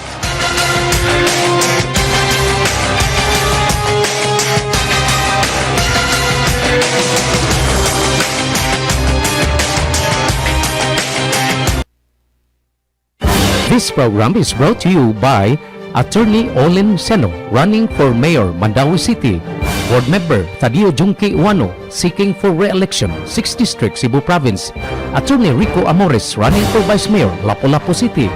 Mama Annabeth Cuson, running for Councilor, Lapu-Lapu City. Oscar Del Castillo Jr., running for Councilor, Mandaue City. Doc Boy Colina Labilla, running for Councilor, Cebu City. Isko Uano, running for Councilor, Mandaue City. Attorney Eugene Espirido, running for Councilor, Lapu-Lapu City. Glenn Anthony Soco, seeking for re-election, 6th District, Cebu Province. Congresswoman Pastor Dasa, running for Mayor, Lapu-Lapu City.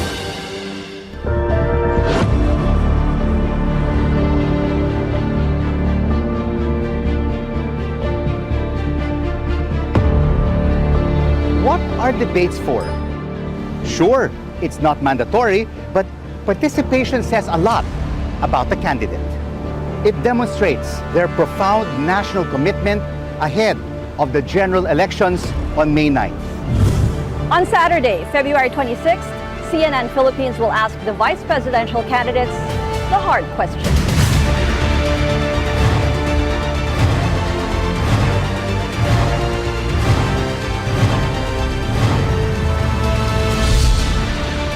And on February 27th, we'll turn our attention to the men and women seeking the highest office of the land.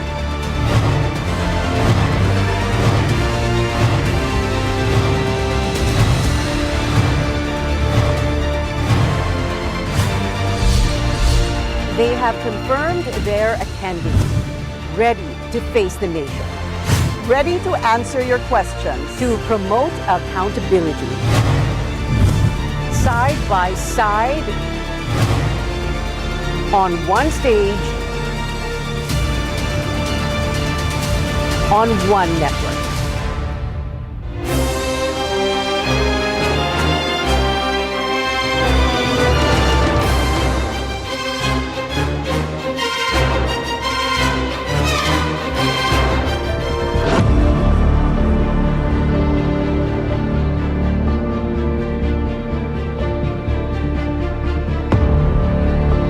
What are debates for?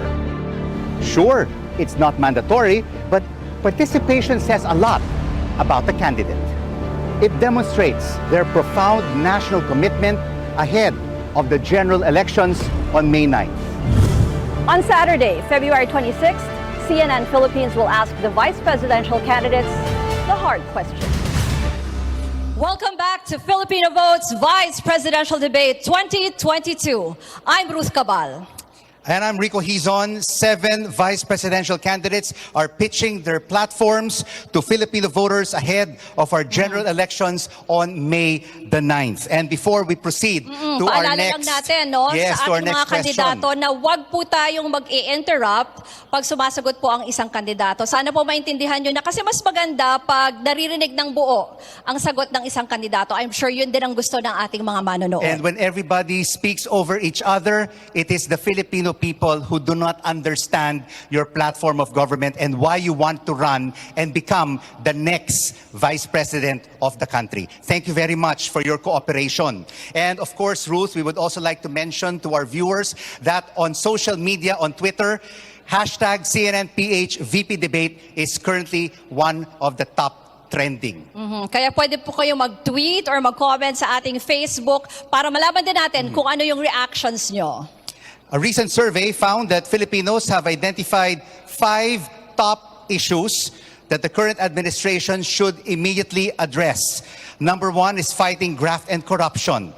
Candidates, we want to look at your track record. What have you done in the past to prove that as the next Vice President, you will have the ability and capacity to fight graft and corruption? Unahin natin si Rizalito David. Ang corruption po ay nagmumula sa takot. No? Nagmumula sa takot. It can be rooted in fear. And in fear, nade-develop yung greed. Maraming panahon ko na pong sinasabi na dapat magkaroon tayo sa ating lipunan ng revolusyon sa pananampalataya. Pretty much naman kasi alam natin ang mga sagot dyan sa ating mga problema. Pero bakit hindi nangyayari na masagutan natin?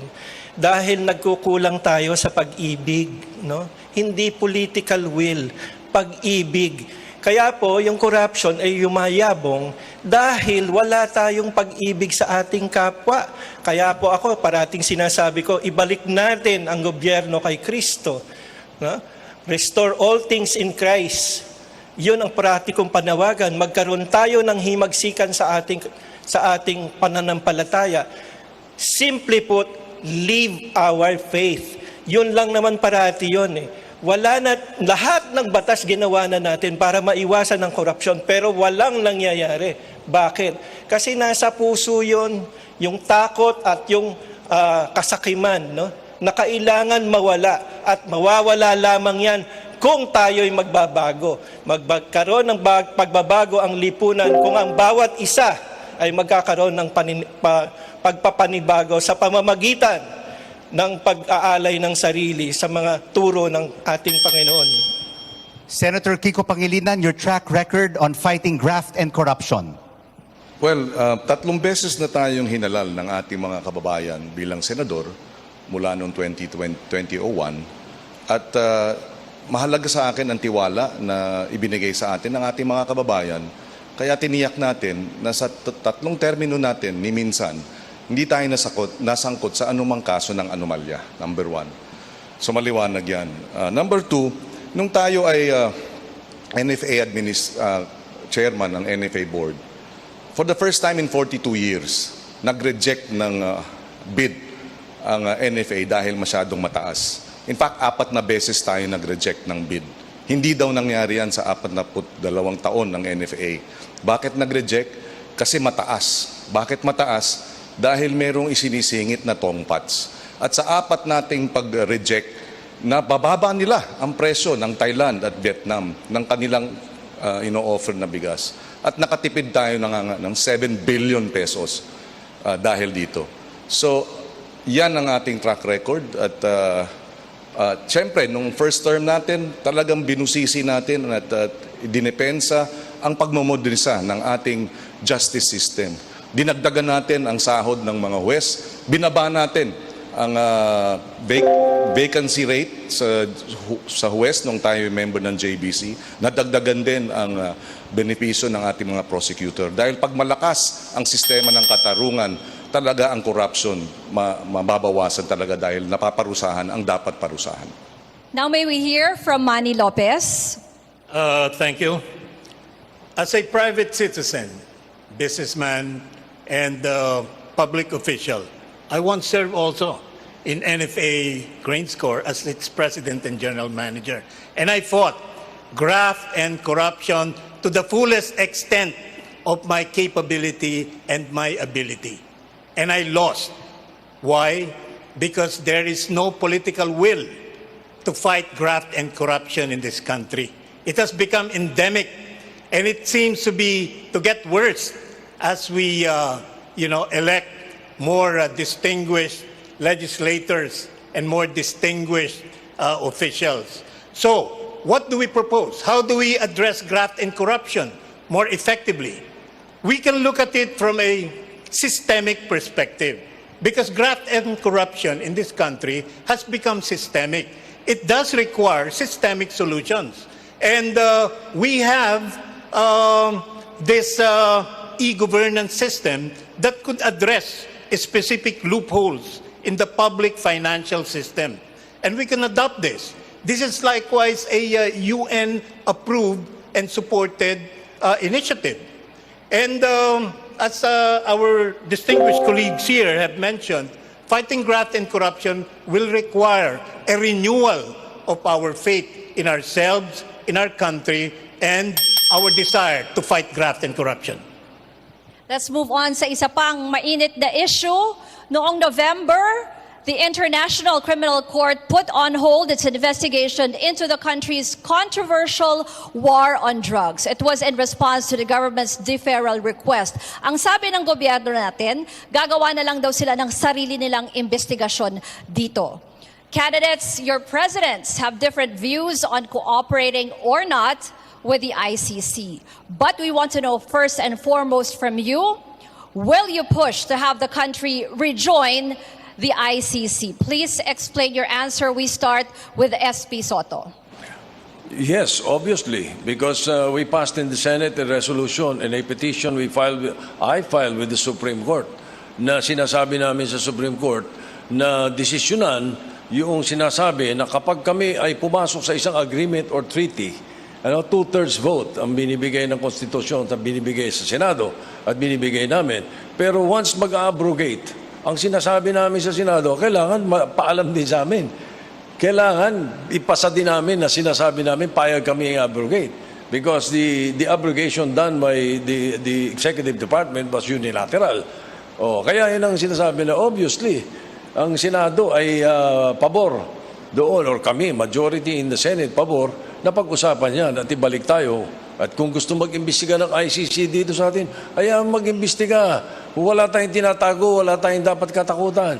And, well, I wish I was able to given a chance about the corruption.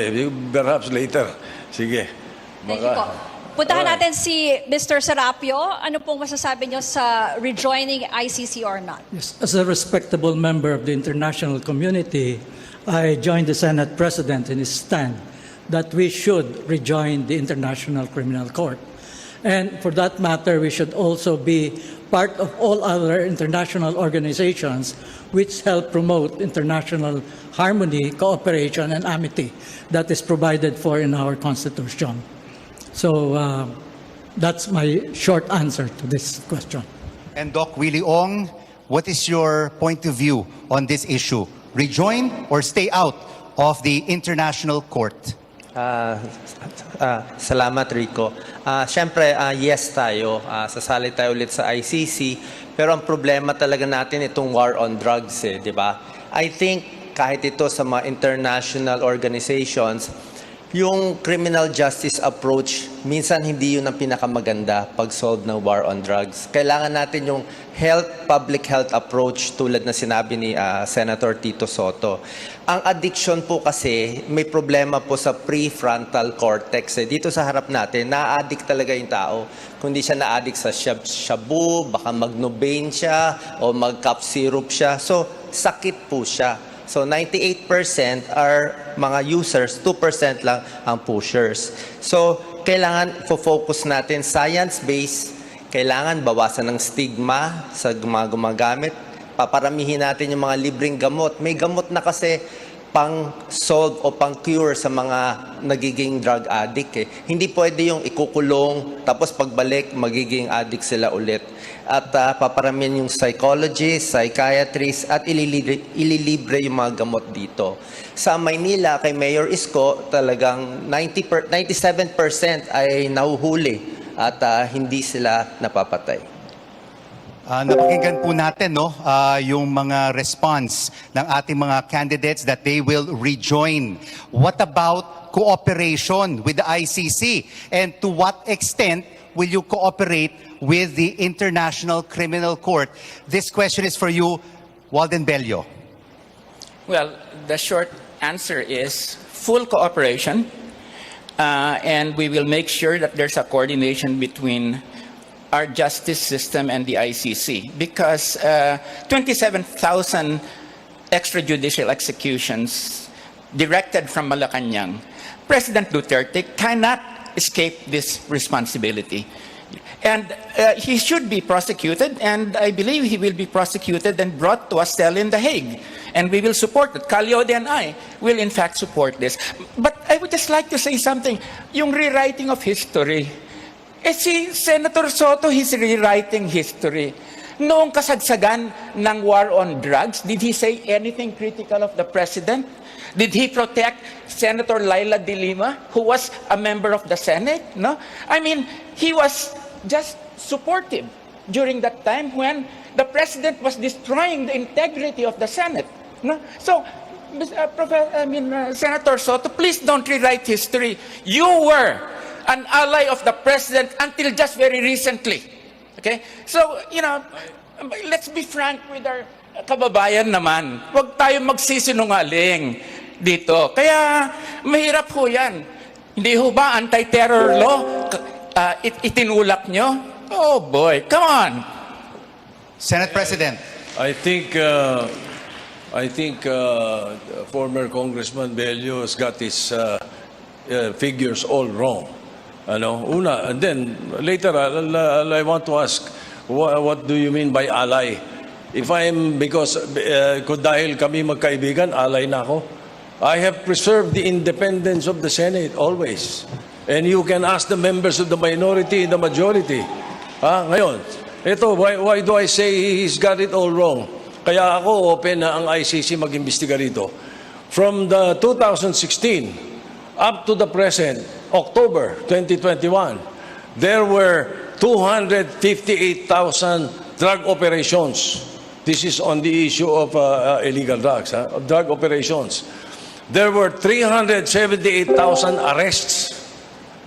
And there were only 6,021 related to these drug operations that died. So kung may EJK at sinasabi nila, binibintang nila kay President Duterte, dapat 378,000 ang patay. Hindi totoo yun, 21,000. Kung ano pinapadala nilang figures sa ICC, Senate hindi President, totoo yun.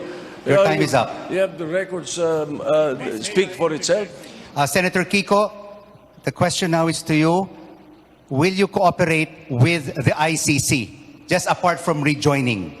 Yes, of course. In fact, we were one of those petitioners who questioned the withdrawal by the president of our membership in the ICC. So unfortunately, the Supreme Court did not share our view that the withdrawal should have been concurred by the Senate. So we will cooperate with the ICC. Yes. But again, a second petition was raised by the Senate President. Pero yung petition namin na kine-question yung pag-withdraw sa ICC ay hindi tinanggap ng Supreme Court. But yes, we will support first the rejoining, and we will cooperate. All right. Mr. Bello would like to rebut, but first we will go to Mr. Manny Lopez. I support the war on drugs because I see the implications of our nation becoming a narco state. While on the same premise, I also believe that human rights should be protected. So the President took this lose-lose proposition by the horn and to bring in foreign interference based on their values, based on their perceptions, to actually intervene in Philippine affairs is not a good proposition, not a good idea for the sake of our country and for our people. And so I think while there is a clamor to rejoin the ICC, it has to be timely. And we have to look at this biggest issue that is hounding the Duterte administration in a balanced manner. Balikan po natin si Mr. Bello for your rebuttal, sir. Yes, again, wag ho tayo mag-rewrite ng history, no? Kasi lahat naman, all the key legislative initiatives na itinulak ni President Duterte, who was the biggest backer? It was Mr. Soto. The Anti-Terror Act, the Public Services Act, the Retail Trade Liberalization Act, the Foreign Investment Amendment Act, the Rice Tariffication Act, you name it. He never dissented from any major legislative push by the President. Kaya hindi independent ang kandidatong ito. I mean, wag ho tayo mag-rewrite ng history. And, by the way, Mr. Soto, you never defended your colleague, Senator De Lima, when she was hauled out of the Senate. I mean, you just begged President Duterte to fall on your knees, and you didn't even oppose it. I did not. Okay. All right. Senate President, you were alluded to by Mr. Bello. Out of respect, this will be the final answer Yes. for this particular issue. Why don't you ask Senator De Lima herself? Because I did not allow her to be arrested in the Senate. That's one thing. Now, all the bills and all the laws that former Congressman Bello mentioned are all for the benefit of the people. Anti-terror law, bakit? Gusto mo ba? Terrorist? Kampi tayo sa terrorist. Hahayaan natin sila gano'n na lang. Hindi ba? Yung foreign investments, bakit? Ayaw natin makika-recover ang ekonomiya. Nakasadlak na lang tayo. Baksak na lang. We should allow that. And then, I don't think it's wrong if I'm a friend of the President. As long as the Senate is independent, lahat ng pinasa namin sa Senado, kahit na pandemic, I was never absent, never late, kahit na to the detriment of my health, wala akong pakialam because I was doing my job. I only relied on Psalm 91. That's it. Okay. We move on to another topic. As we mentioned, yun na muna yung huli for this one. Yung susunod natin, a study finds that provinces where political dynasties thrive are generally poorer. Because of this, yung mga magkakapamilya po, hindi na nababantayan ng isa't isa, nawawalan ng checks and balances, nandiyan ang impunity, corruption, and even violence. But this year, elections are still dominated by political dynasties. Candidates, we want to know where you stand on this. We'll find out after a short break. This is a CNN Philippines special presentation. The Filipino Votes Vice Presidential Debate 2022.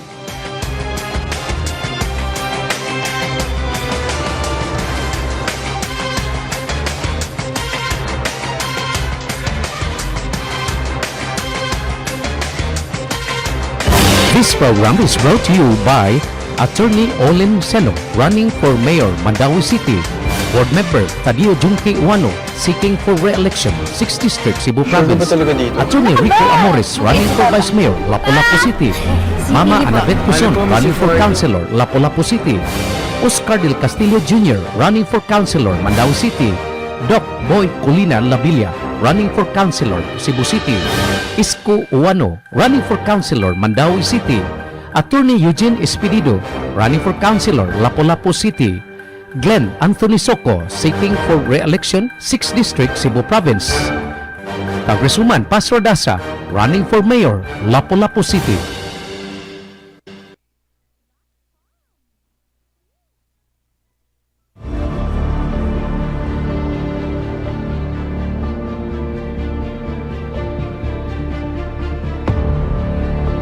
What are debates for? This program is brought to you by Attorney Olin Seno, running for Mayor, Mandawi City.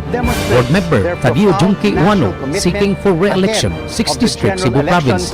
Attorney Rico Amores, running for Vice Mayor, Lapu-Lapu City. Mama Anabet Cuson, running for Councilor, Lapu-Lapu City. Oscar Del Castillo Jr., running for Councilor, Mandawi City. Doc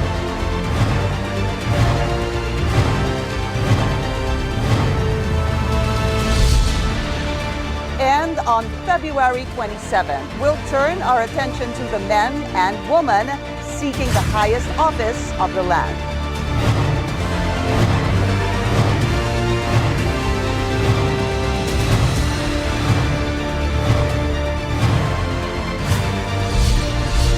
They have confirmed their attending, ready to face the nation, Ready to answer your questions. to promote accountability.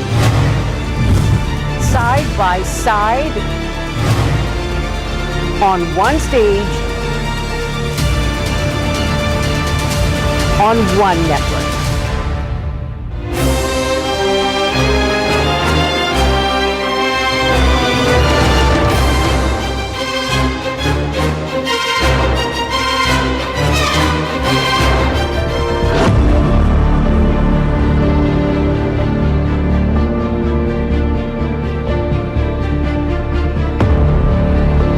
What are debates for? Sure, it's not mandatory, but participation says a lot about the candidate. It demonstrates their profound national commitment ahead of the general elections on May 9th. On Saturday, February 26th, CNN Philippines will ask the vice presidential candidates the hard question.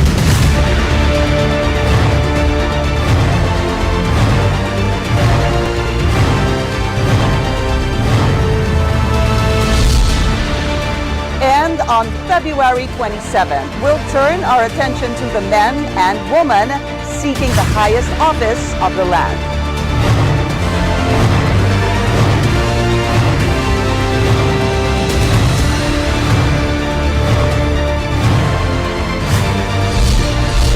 They have confirmed their attending, ready to face the nation, Ready to answer your questions. to promote accountability. Side by side, on one stage, on one network.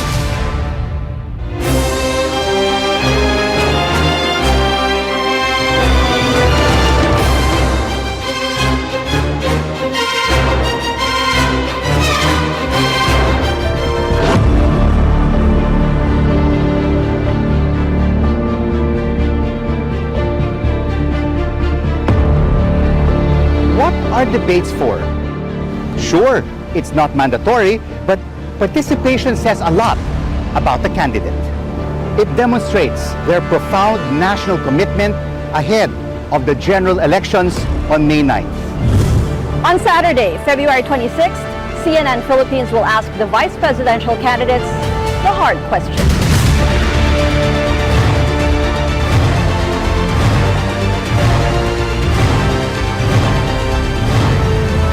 Na Nokia, hindi siya makakapagpatakbo ka ng Netflix dyan. Dahil ang power base ng operating system is an oligarchic and elitist dynastic power base. So there is incompatibility between the objective of ending political dynasties in the country and the operating system. So ang magagawa po namin ay yung aming sinusulong sa ngayon. Isinusulong namin ang paglalagay ng bagong sistema sa pagtatalaga ng puno bayanihang constitution sapagkat doon hindi kailangan ng enabling legislation. The constitution itself will provide that political dynasty should definitely be not tolerated. Sunod naman po nating maririnig si Dr. Willie Ong. Yes, oo. Bali, ako lang po tumatakbo sa pamilya ko. Wala kaming political dynasty. Pati si Mayor Isko, wala kayong mahanap na mga dumagoso na ibang tumakbo. Actually, syempre, ayaw natin ng political dynasty, di ba? Pero meron namang mga paraan masyado kasi tayong strict eh. Hindi naman matutuloy din to, hindi rin naman papasa. Pero pwede tayong gumawa ng mga variations. Baka pwede may gap muna, may isang term para at least hindi gamitin yung resources nung nahalal para tulungan yung anak niya, kamag-anak niya. Pwede rin naman na so kailangan may gap, tsaka may limit lang yung dami ng kamag-anak na po pwede. Siguro 2 o 3. Isang plano ni Mayor Isko na naisip namin, dahil meron tayong 17 region eh. Gusto niya yung pag-elect ng senators per region. Ito yung isang idea na magkakaroon ng 2 senator per region, so 34 lahat. So makakatulong to sa pag-develop ng mga regions natin. Merong tututok sa mga Muslim Mindanao at iba. At bababa din yung gastos ng mga senador sa pagtakbo. Isa po to ang iniisip natin para maging mas balanse yung Pilipinas, hindi puro Maynila lang po. Salamat. Walden Bello, what are you going to do with the political dynasties? Well, the Marcos dynasty and the Duterte dynasty, we're seeing how they represent really the greatest evil of the political system that we have. Which is why it is very important for our people, if you really want to oppose political dynasties, here is the 2 dynasties that they boast. The South and the North Raw will get together to eat up the Philippines. The task is up to our voters. Do not elect these dynastic cliques coming to power. Make sure that you tell them that you are not going to come to power just to eat up the Philippines between the 2 of you. So nasa sa voters niya ngayon. Okay? And that is why we are appealing, don't vote for these dynasts. And I'm really terribly sorry that Mayor Duterte is not here to face the people. She is a coward. Just like Bongbong Marcos is a fucking coward. Open naman po tayo just in case gustong magpadala ng response ni Mayor Sara Duterte. Oh, I would love to debate her. Wow! Moving on, still in politics, ito po para kay SP Soto. Surveys show former Senator Bongbong Marcos is leading by a wide margin. Our question is two-pronged. What if both of you win? What would a Marcos Soto administration look like? And how do you plan on working with the former senator? I have not given it a thought. In my sphere, we are working on the presidency of Senator Lacson. So hindi ko naisip yun. Basta sa akin, kung sakasakaling kami ay pala rin, binigyan kami ng pagkakataon, I will use my experience and my competence in facing and addressing issues of national concerns. After 30 years, palagay ko naman ay nakahanda ako dito. So, ganun ang aking thinking eh. So, wala akong iniisip na kung iba ang mananalo at this point. And if Mayor Sara Duterte was here, we would also have asked her a similar question. If VP Robredo wins, what would a Robredo-Duterte administration look like? And how does she plan to work with Leni Robredo? And if Mayor Duterte would like to answer the question, of course, later on, she is welcome to do so on CNN Philippines. At nandito naman yung running mate ni Vice President Leni Robredo. So si Senator Kiko, we have the same question for you. What would a Marcos Pangilinan administration look like? And ano ang plano nyo para makatrabaho ang dating senador? Well, kaya ang hiling natin sa ating mga botante ay suportahan yung Leni Kiko tandem para hindi magulo. Para nagkakaisa ang presidente at vice-presidente, yan ang pinakamainam para sa tapat ng gobyerno. No? At iaangat natin nga ang lahat. So yun ang ating pakay. Ngayon, having said that, magtatrabaho tayo para sa mga magsasaka at mangingisda at food security, anuman ang maging resulta ng halalan kung tayo ipalarin.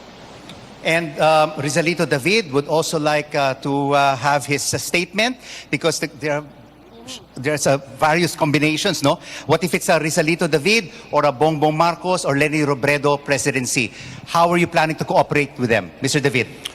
I think malinaw naman yung aking advocacy. No? Kung sino man ang uupong Pangulo, i-offer ko yung aking sarili para tumulong. Subalit kung ayaw naman niya, itutuloy ko pa rin yung advocacy ko outside of the government. Yun lang naman ang pwede nating gawin. Ano? Kapag nagsalita na ang taong bayan, kung si Bongbong Marcos ang mananalo, which is very sad, no?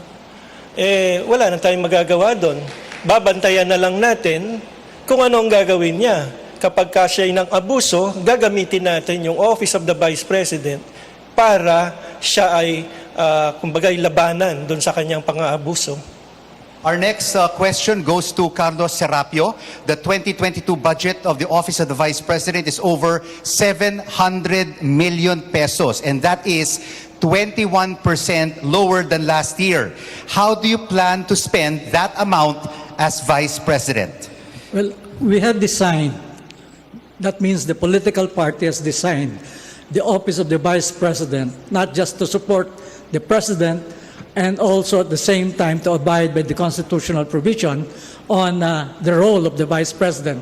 But we want the Office of the Vice President to be a table of idealism.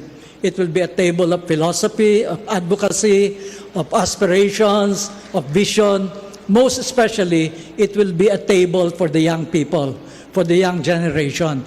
Yung experience namin sa halos 50 taon ng pakikipaglaban para sa pagbabago ng ating sistema ay iyon ang maibabahagi natin sa ating mga kabataan. Sa ngayon kasi, ang nakikita nila, puro yung away sa kasalukuyang sistema. Labanan ng kulay at labanan lamang ng kung sino ang mas mabuti o sino ang mas masama. We are in a state of moral convolution. And unfortunately, our politics, our elections have not really been able to resolve this issue of moral convolution. And therefore, we have to introduce what we call as strategic, innovative exercises in the political process so that our young people will see something different than what is going on with our politics. So yung budget na yung kakasya na yun para namin maisagawa iyan. Ngayon naman po, pakinggan natin si Mr. Ronnie Lopez. Paano niyo po gagastusin ang budget ng OVP? Before I answer that, can I backtrack a bit on the political dynasty? I'd like to say that in fairness to our political spectrum, there are good dynasties, there are bad dynasties, and there are terrible dynasties. And to avoid the prospect of having terrible dynasties, we have to do something. We have to initiate some initiatives, some reforms to prevent the occurrence or the incumbency of bad dynasties. And I think this is high time because, the political landscape is now packed with dynasties. And if the country is being uplifted as a result of this leadership spectrum of having more dynasties, then so be it, if that's good for the country. But apparently, we are lagging behind as a country and as a people. And so therefore, we propose, under the Labour Party, a structural and political reform agenda that will empower the people once more. And this is through a people's initiative, a functional people's initiative with a prescribed implementation guidelines that could enable ordinary citizens to legislate, to amend laws, or rescind laws. This is a CNN Philippines special presentation at the University of Santo Tomas. When we come back, we'll ask questions about taxes. You're watching the Filipino Votes Vice Presidential Debate 2022.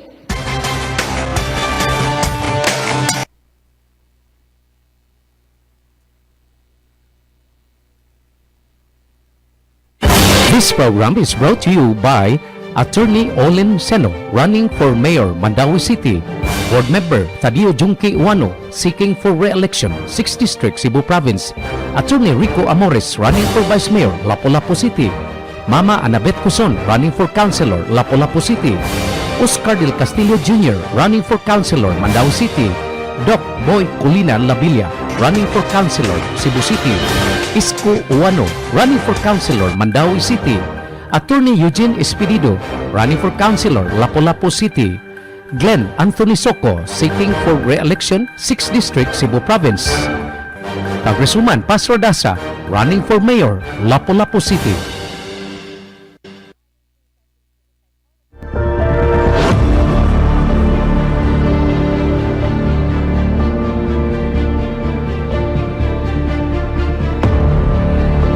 What are debates for?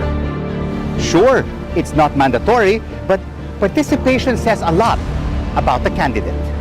It demonstrates their profound national commitment ahead of the general elections on May 9th. On Saturday, February 26th, CNN Philippines will ask the vice presidential candidates the hard question.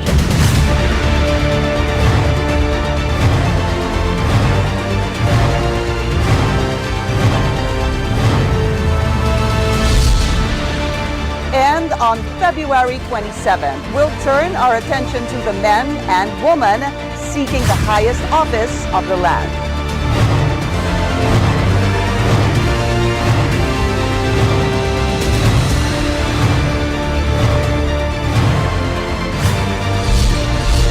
They have confirmed they're attending, ready to face the nation, Ready to answer your questions. to promote accountability. Side by side, on one stage, on one network.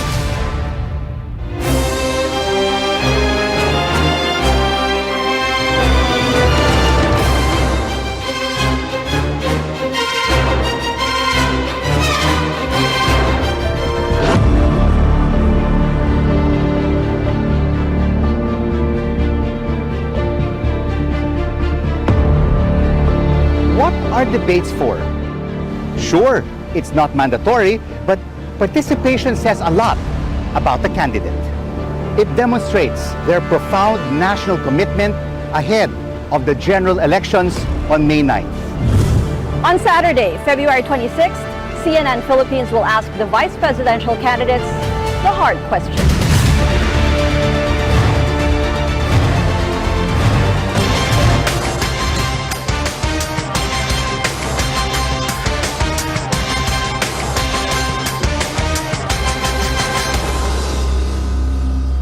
We are live at the University of Santo Tomas Quadricentennial Pavilion, and you are watching a CNN Philippines special presentation, The Filipino Votes, Vice Presidential Debate 2022. We have seen 7 out of 9 candidates who are seeking the second highest office of the land, and they are answering your questions. I'm Rico Hizon. And I'm Ruth Cabal, and we want to thank everyone who sent their questions to us through our social media pages. Ang daming nagtutweet at nagtatrending nga tayo. Also, may mga lumapit din sa ating mga reporters and even our stringers from the provinces who sent in their questions. Our next topic is about taxes. It's a specific question for Walden Bello. In an interview with CNN Philippines, you said that the country's billionaires should pay more taxes to generate more funds for the poor. We'd like to know more about these additional taxes to the rich that you are talking about, and how exactly, Mr. Bello, will these funds be allocated to the poor? Well, we propose, Calyode and I, my presidential candidate, we propose that we would tax the top 250 to 500 billionaires in this country to 1 to 3% of their wealth, which means income, land, etc., etc. Now, this will yield about 1 trillion pesos, which would come to about 20-25% of the budget and more. Okay. Now, this is quite small. Okay. If you look at taxation rates in other countries, they go on the top levels, 20, 30, 35% in the U.S., something like around 39% in Germany. So our rich have no cause to complain. So this is going to be made as transfer payments to social services. Is this going to be possible? Of course, it is possible. One, it is very small part of their income. Okay. Two is that there are, in fact, many people among the rich in this country at this point, especially the younger rich, who are saying that we really need to be socially responsible. And then three is even Joey Salceda has said, that the rich now have to pay because they benefited from the pandemic. So this is a very sound thing. Itutuloy natin ng issue dito sa buwis, and Senator Soto, you and your running mate, Senator Ping Lacson, have criticized the Finance Department's proposal for new taxes to manage government debt. Sabi po ninyo, ayusin ang pagkolekta ng buwis. How will you resolve the collection of taxes? Digitalization. That is the answer, number one answer at the Bureau of Customs. We have given them the funds for it already, hindi kinukumpleto. Bakit? They want human intervention. Once we remove human intervention, we remove corruption, and we improve the collection of taxes. Ganun mismo, kahit sa BIR, kailangan improve natin collection of taxes. Hindi pa pwedeng dagdag ng tax. Nagbawas nga kami. We passed in the CREATE law that yung lahat ng below 250,000 a year ang kinikita, hindi dapat magbayad ng income tax. Pinasa din namin yun. Okay, moving on to Mr. Manny Lopez, who is an economist. Your question, to increase taxes or not, at ano pong klase ng buwis? I think the fiscal side of governance in this country has to improve. And there is a lot of room for improvement. First and foremost, the collection of taxes should be more efficient. Any avoidance of taxes should be penalized. And e-governance, as the good Senate President has mentioned, is a part of our legislative and executive agenda to improve efficiency in tax collection. On the same premise, on the other side of the coin, is to make best use of our taxes. And this means elimination of the leakages in the public finance sector, make our project implementation and program implementation more efficient, and there should be, better auditing procedures to make sure that every tax collected from the people should be spent wisely. So it's an overall picture, and the Public Finance Reform Management Act, which remains to be implemented up to this time, has not been implemented. And given the mandate to assume a more responsible position in this republic, we will make sure that our taxation system, our fiscal policy, will be improved dramatically. Thank you. And since we are on the topic of tax collection, the Bureau of Internal Revenue, or BIR, has been identified by the Anti-Corruption Task Force as one of the graft-prone agencies. Once upon a time, there was even a proposal to abolish the Bureau. Former President and Vice President turned lawmaker Gloria Macapagal Arroyo proposed in 2017 to replace the BIR with a National Revenue Authority.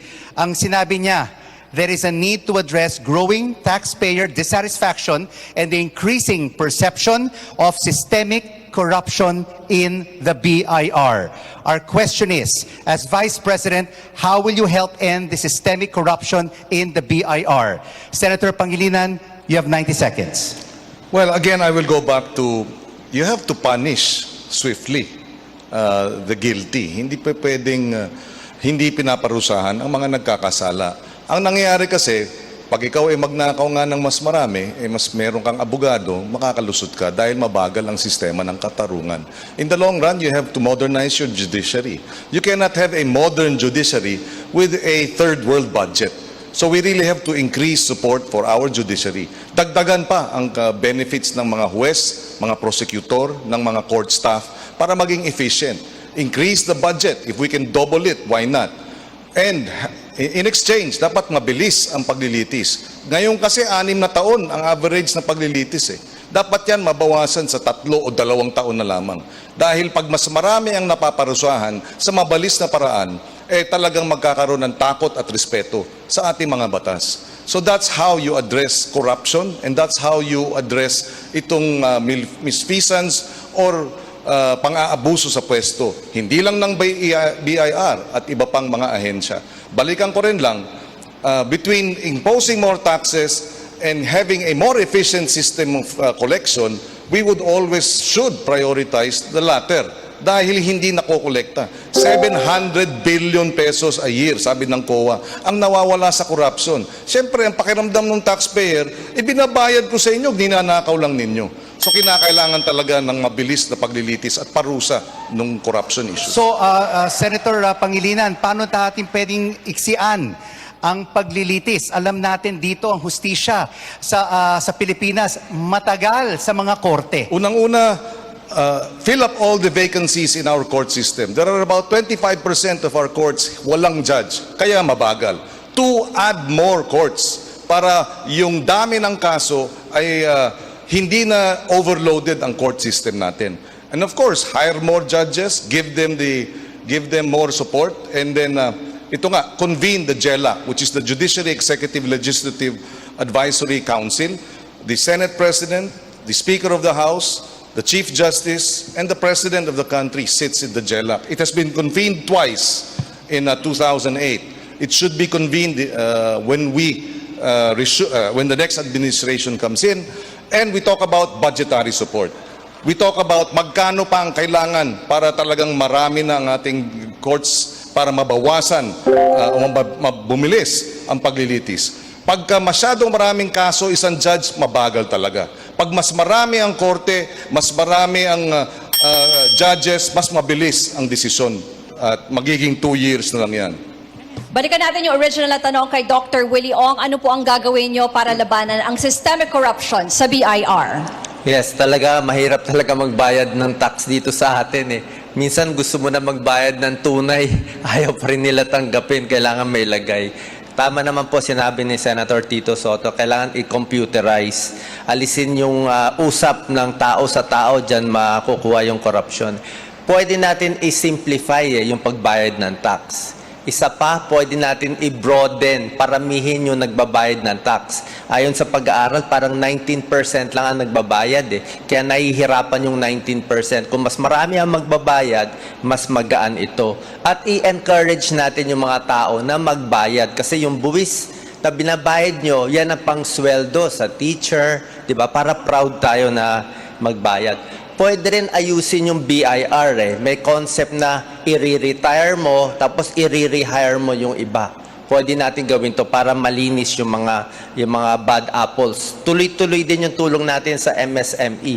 Dagdag ko lang sa ibang bansa, meron silang philanthropy mindset eh. Meron silang Bill Gates, Warren Buffett, ang laking pera binibigay, long-term tulong sa Amerika.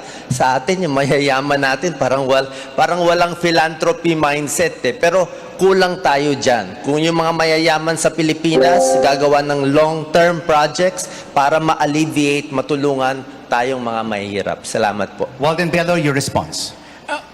Well, I think that, let's be honest, no?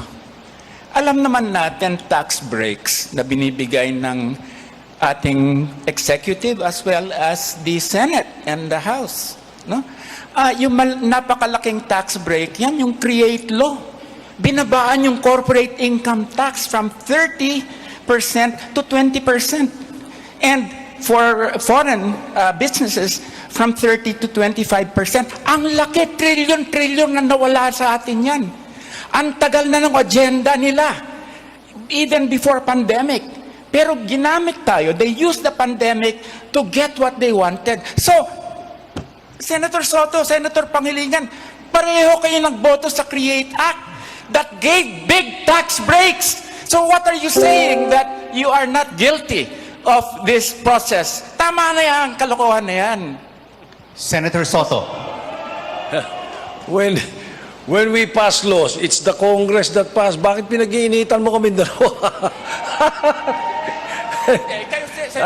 Senator Soto. Well, I don't think we should, huwag na natin patulan yung mga ganong style.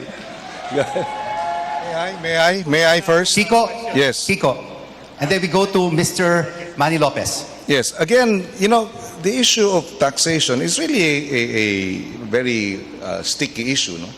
Pero, nasa gitna tayo ng pandemya, hindi lang yung maliliit, pati yung mga malalaki na naapektuhan ng pandemya, yung negosyo nagsasara. And the CREATE law precisely, binabaan ito as a means to be able to provide support. Even the biggest companies like itong mga airline companies, billion-billion din ang nawawala sa kanila dahil dito sa pandemya. So we voted in favor of that because we recognized na iba ang kondisyon sa ngayon because of the pandemic. Unprecedented yung bagsak ng ating ekonomiya, unprecedented itong kawalan ng hanap buhay at trabaho. Kaya dapat unprecedented din ang kilos. I can understand yung concern ni Professor Bello regarding itong mga tax perks and tax breaks. But because it was a different, never before experienced pandemic which really killed, bagsak talaga yung ekonomiya, we felt it best to provide assistance and support for companies. Mr. Manny Lopez. I have a question to my fraternity brad, Senator Kiko Pangilinan. A very simple question lang, Brad. Kaya nyo bang, since you mentioned about judicial independence and objectivity, kaya nyo bang litisin ang fellow senator nyo kung nagkaroon ng malaking issue or participation in graft and corruption? I happen to be a participant of the Million People March. At ipinagmarcha po namin yan. And maraming mga legislators ang nasangkot dyan, reportedly about 100. Mabuti na lang ang fraternity brad ko, hindi kasali doon. And si Senator Soto. But as a general question, kaya nyo bang litisin ang kapwa nyo senador kung nasangkot sa graft and corruption? Well, that's... Very short answer lang po.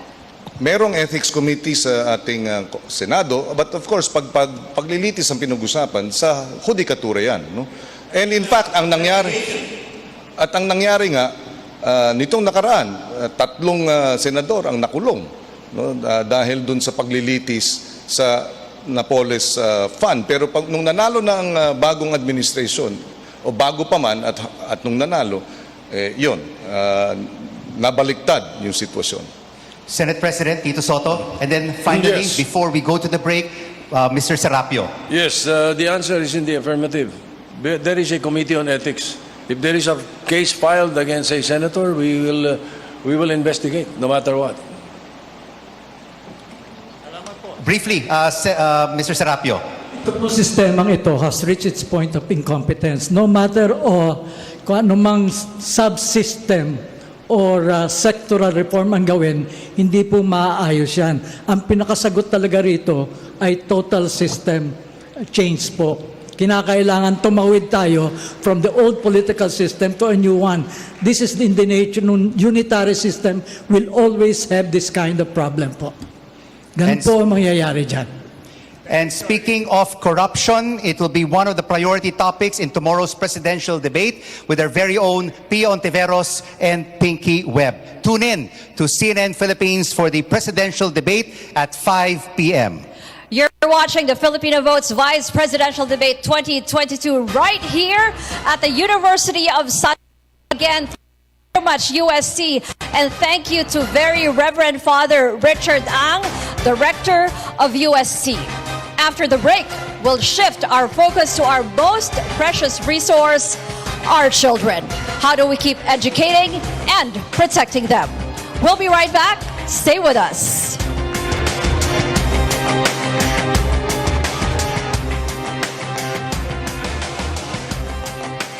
This program is brought to you by Attorney Olin Seno, running for Mayor, Mandawi City. Board Member Tadio Junque Uano, seeking for re-election, 6th District, Cebu Province. Attorney Rico Amores, running for Vice Mayor, Lapu-Lapu City. Mama Annabeth Puson, running for Councilor, Lapu-Lapu City. Oscar del Castillo Jr., running for Councilor, Mandaue City. Doc Boy Colina Labilla, running for Councilor, Cebu City. Isko Uwano, running for Councilor, Mandaue City. Attorney Eugene Espirido, running for Councilor, Lapu-Lapu City. Glenn Anthony Soco, seeking for re-election, 6th District, Cebu Province. Congresswoman Pastor Dasa, running for Mayor, Lapu-Lapu City.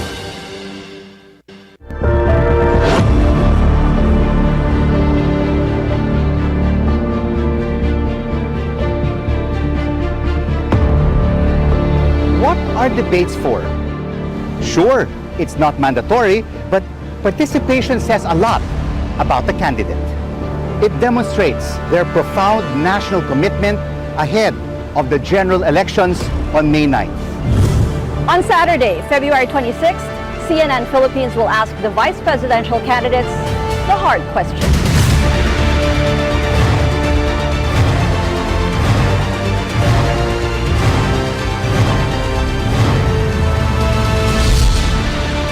And on February 27th, we'll turn our attention to the men and women seeking the highest office of the land.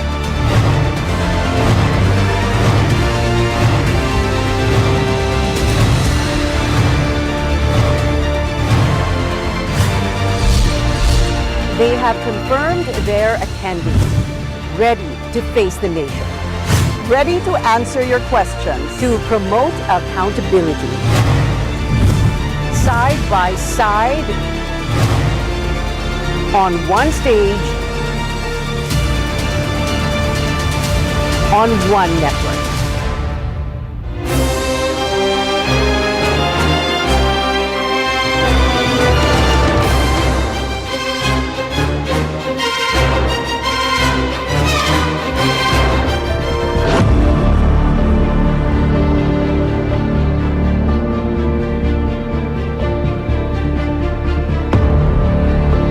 What are debates for?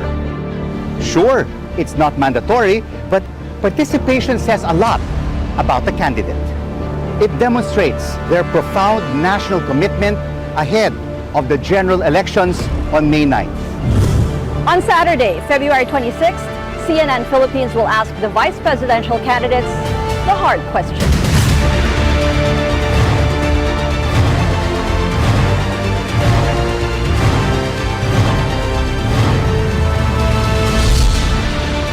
And on February 27th, we'll turn our attention to the men and women seeking the highest office of the land.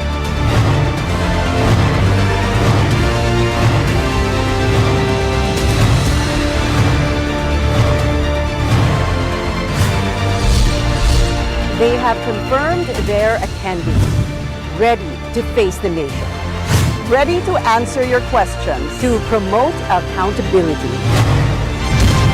Side by side,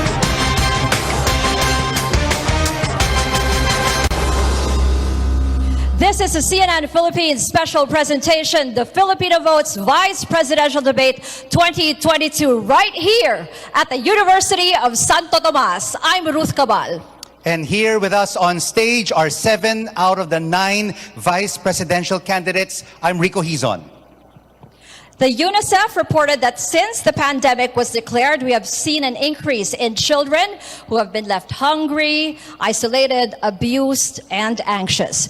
In addition, the pandemic has caused the most severe education disruption in the world. Dito po natin nakita yung isang problema sa bansa natin, yung gap, yung pagitan sa rich and poor students, lalo na pagdating sa internet access. Ang question natin, as Vice President, how can you make sure that the internet is more accessible and more affordable to the students? We want to hear from Dr. Willie Ong.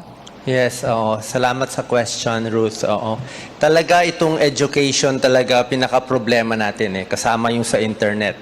Nakakalungkot talaga po yung mga datos sa mga bata natin, 33% malnourished or stunted, yung maliit ang height.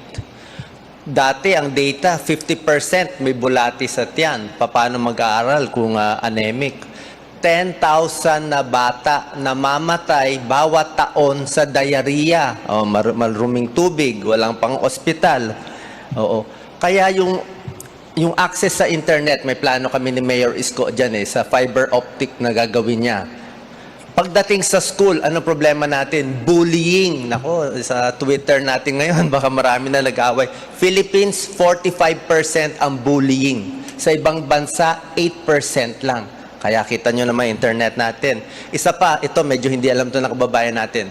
31% lang ang growth mindset sa Pilipino. Ibig sabihin, yung isip niya kaya niya maging mataas. Yung kaya mangarap, mababa tayo doon. Budget sa education, itataas natin. Sweldo ng teachers, grade 11 lang. Sa Maynila, ang dami tinayo ni Mayor Isko. Hospital, libreng tablet sa students, 20 gigs, 1,000 kada buwan binibigay. Mental health, linya ko po yan. Talagang tututukan ko yan kasi walang libre dito sa Pilipinas. Mahal pag nagkasakit sa depression, bipolar at iba pa. Senate President Tito Soto, your views on more accessibility and affordability of the internet to students. There is much to be desired in sa kilos ng Executive Department pagdating dito. Because nung tinatalakay namin yung budget para sa 2022, ang DICT nangangailangan ng mga 18 billion para sa improvement ng broadband, at para maisaayos nationwide at libre para sa ating mga kababayan. Ang napasa at ang pinayagan ng DBM, 800,000 18 billion yung kailangan 800,000 Tinanong ko nga Senator Honasan, I know this because Senator Lacson is the one handling the budget of the DICT. And then tinanong namin Senator Honasan, ano magagawa niyo ng 800,000? Wala daw. Yun ang isang problema. Now, as far as the educational freedom of the institutions are concerned, I am all for it. Meron lang akong gusto idagdag sa educational system natin. Dapat yung grade 5, grade 6, grade 7, meron drug abuse resistance education program. Pagtungtong nila ng 13 years old, alam na nila, masama yung droga, masisira ang buhay ko dyan, masisira ang pamilya ko, masisira kinabukasan ko. Ganun dapat yan We will be saving more than 50% of these young boys na sila ay malulung dyan. Kung nandun na kaagad yung drug abuse resistance education program natin. May we hear from Senator Kiko Pangilinan? Yung Robredo Pangilinan tandem ay mayroong plano para sa edukasyon. Immediately, pag-upo, yung 90 billion, isang gadget bawat estudyante. Isa yan, para talagang mabigyan ng sapat na suporta. Pangalawa, 300 pesos Wi-Fi load allowance kada isang buwan habang siya ay nag-aaral. So 90 billion yan immediately. Pero ang matinding problema din na dapat tugunan ay yung malnutrition ng ating mga anak. Paano ka mag-aaral ng maayos kung kumakalamang sikmura mo? Sabi nga, 95 young people are dying every day, our children, because of malnutrition. At yun ang ating kinakailangan gawin. Because we are food insecure. Yung stunting. Bakit stunting? Bakit maliliit? Bakit hindi lumalaki? Kulang ang nutrisyon, kulang ang timbang, kulang ang tangkad. Kinakailangan talaga tugunan yung food security. At paano natin gagawin yan? Dodoblehin ang budget ng agrikultura at titriplehin ang tiyak na yung dagdag na budget, madadagdagan ang ayuda at suporta sa ating mga magsasaka at mangingisda para tumaas ang kanilang ani at tumaas ang kanilang huli at pagka marami ng supply ng pagkain sa ating merkado, bababa ang presyo ng pagkain. Yun nga, hello pagkain, goodbye gutom. And this is a question for Mr. Serapio. UNICEF has also found that the Philippines is the epicenter of the live stream sexual abuse trade. Research found a 265% spike in online sexual abuses between March and May 2020. As Vice President, we want to know what difference can you make to protect our children against online abuse? Mr. Serapio, of 90 seconds. Ang magagawa po natin dyan ay paggamit din po ulit ng teknolohiya para iyan ay ating ma-monitor ng mabuti. Ngayon po, gusto ko rin lamang pong sabihin, dahil ang pinag-uusapan lagi nga ay yung mga bilyon-bilyon na i-appropriate natin. Meron po bang na-allocate na pondo para sa ganitong mga programa? Kung wala po, kinakailangan pag-isipan kung saan kukunin yan doon sa mga ibinigay na pondo. Dahil ang bawat programa, kailangan ng pondo. At ang lahat ng papasok na bagong manunungkulan sa susunod na administrasyon, ang kanilang gagamitin ay yung napondohan na sa General Appropriations Act o na-budget na. Kaya po, doon sa tanong ulit, kakailanganin po talaga niyan ng teknolohiya para na sa ganon ma-monitor ng gusto itong nangyayari po ng mga yan. Meron po niyan na ganyan technology kaagad. Napakabilis pong makita niyan. Criminals also took advantage of the growing number of Filipinos doing financial transactions online. The Credit Card Association of the Philippines said credit card fraud surged by 21% since the pandemic started in 2020. Tighter regulations on SIM card registration is now one step away from becoming a law. This question is for Rizalito David.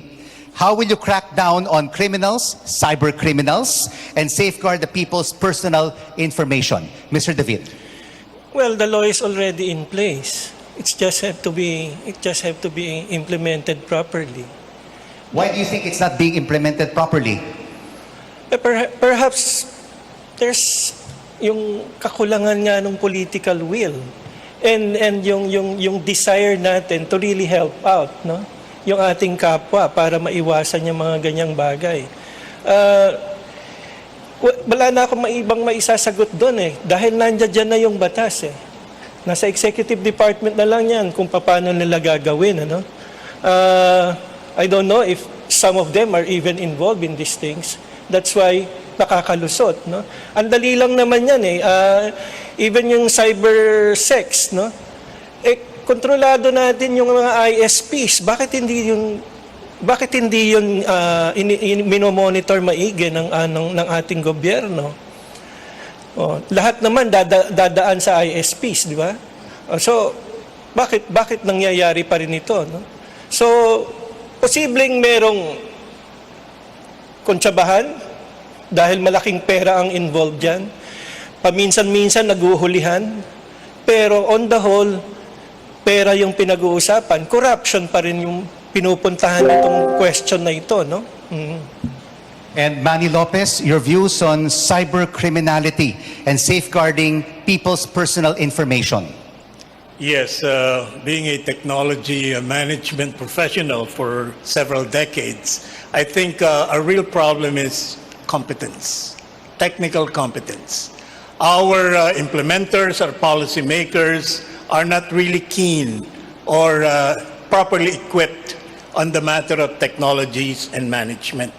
To cite you one very concrete example, right in DICT, I concur with the observations of the industry that we need better leadership, more technically equipped, and really experienced on the area of technology management. But unfortunately, this is not the case. And so cybercrime is proliferating in the same manner that financial technologies is increasing. As a matter of fact, the application of financial technologies has been embraced because of the circumstances that we were in during the time of pandemic. And so accordingly, there was a corresponding increase in cybercrime because of the lack of proper guidelines, the lack of proper monitoring, and it bottoms down on the lack of competence. Ayusin po natin yan because the future is in information technology. Ayan, Rico, ang dami na nating narinig from our vice presidential candidates. And we have one final question after the break. This is a CNN Philippines special presentation, the Filipino Votes Vice Presidential Debate 2022, right here at the University of Santo Tomas. Stay with us.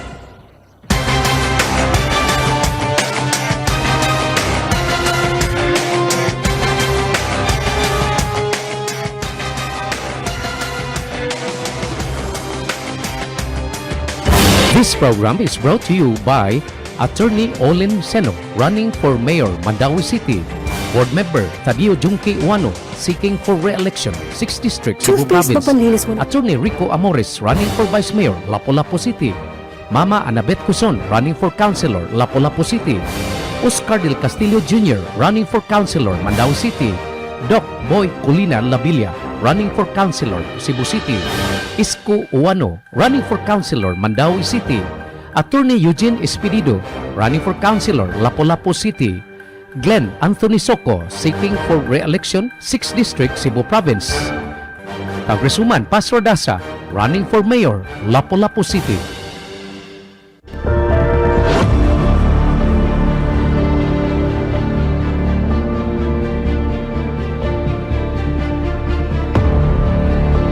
What are debates for?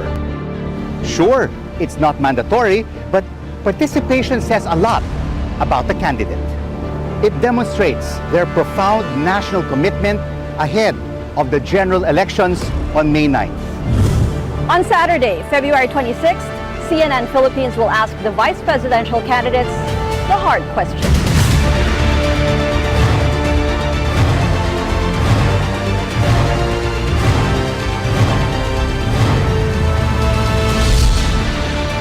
And on February 27th, we'll turn our attention to the men and women seeking the highest office of the land.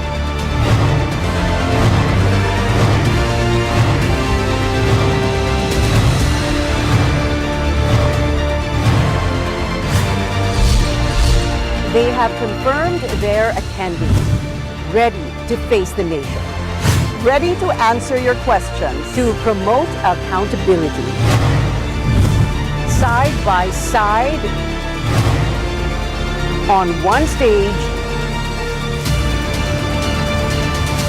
on one network.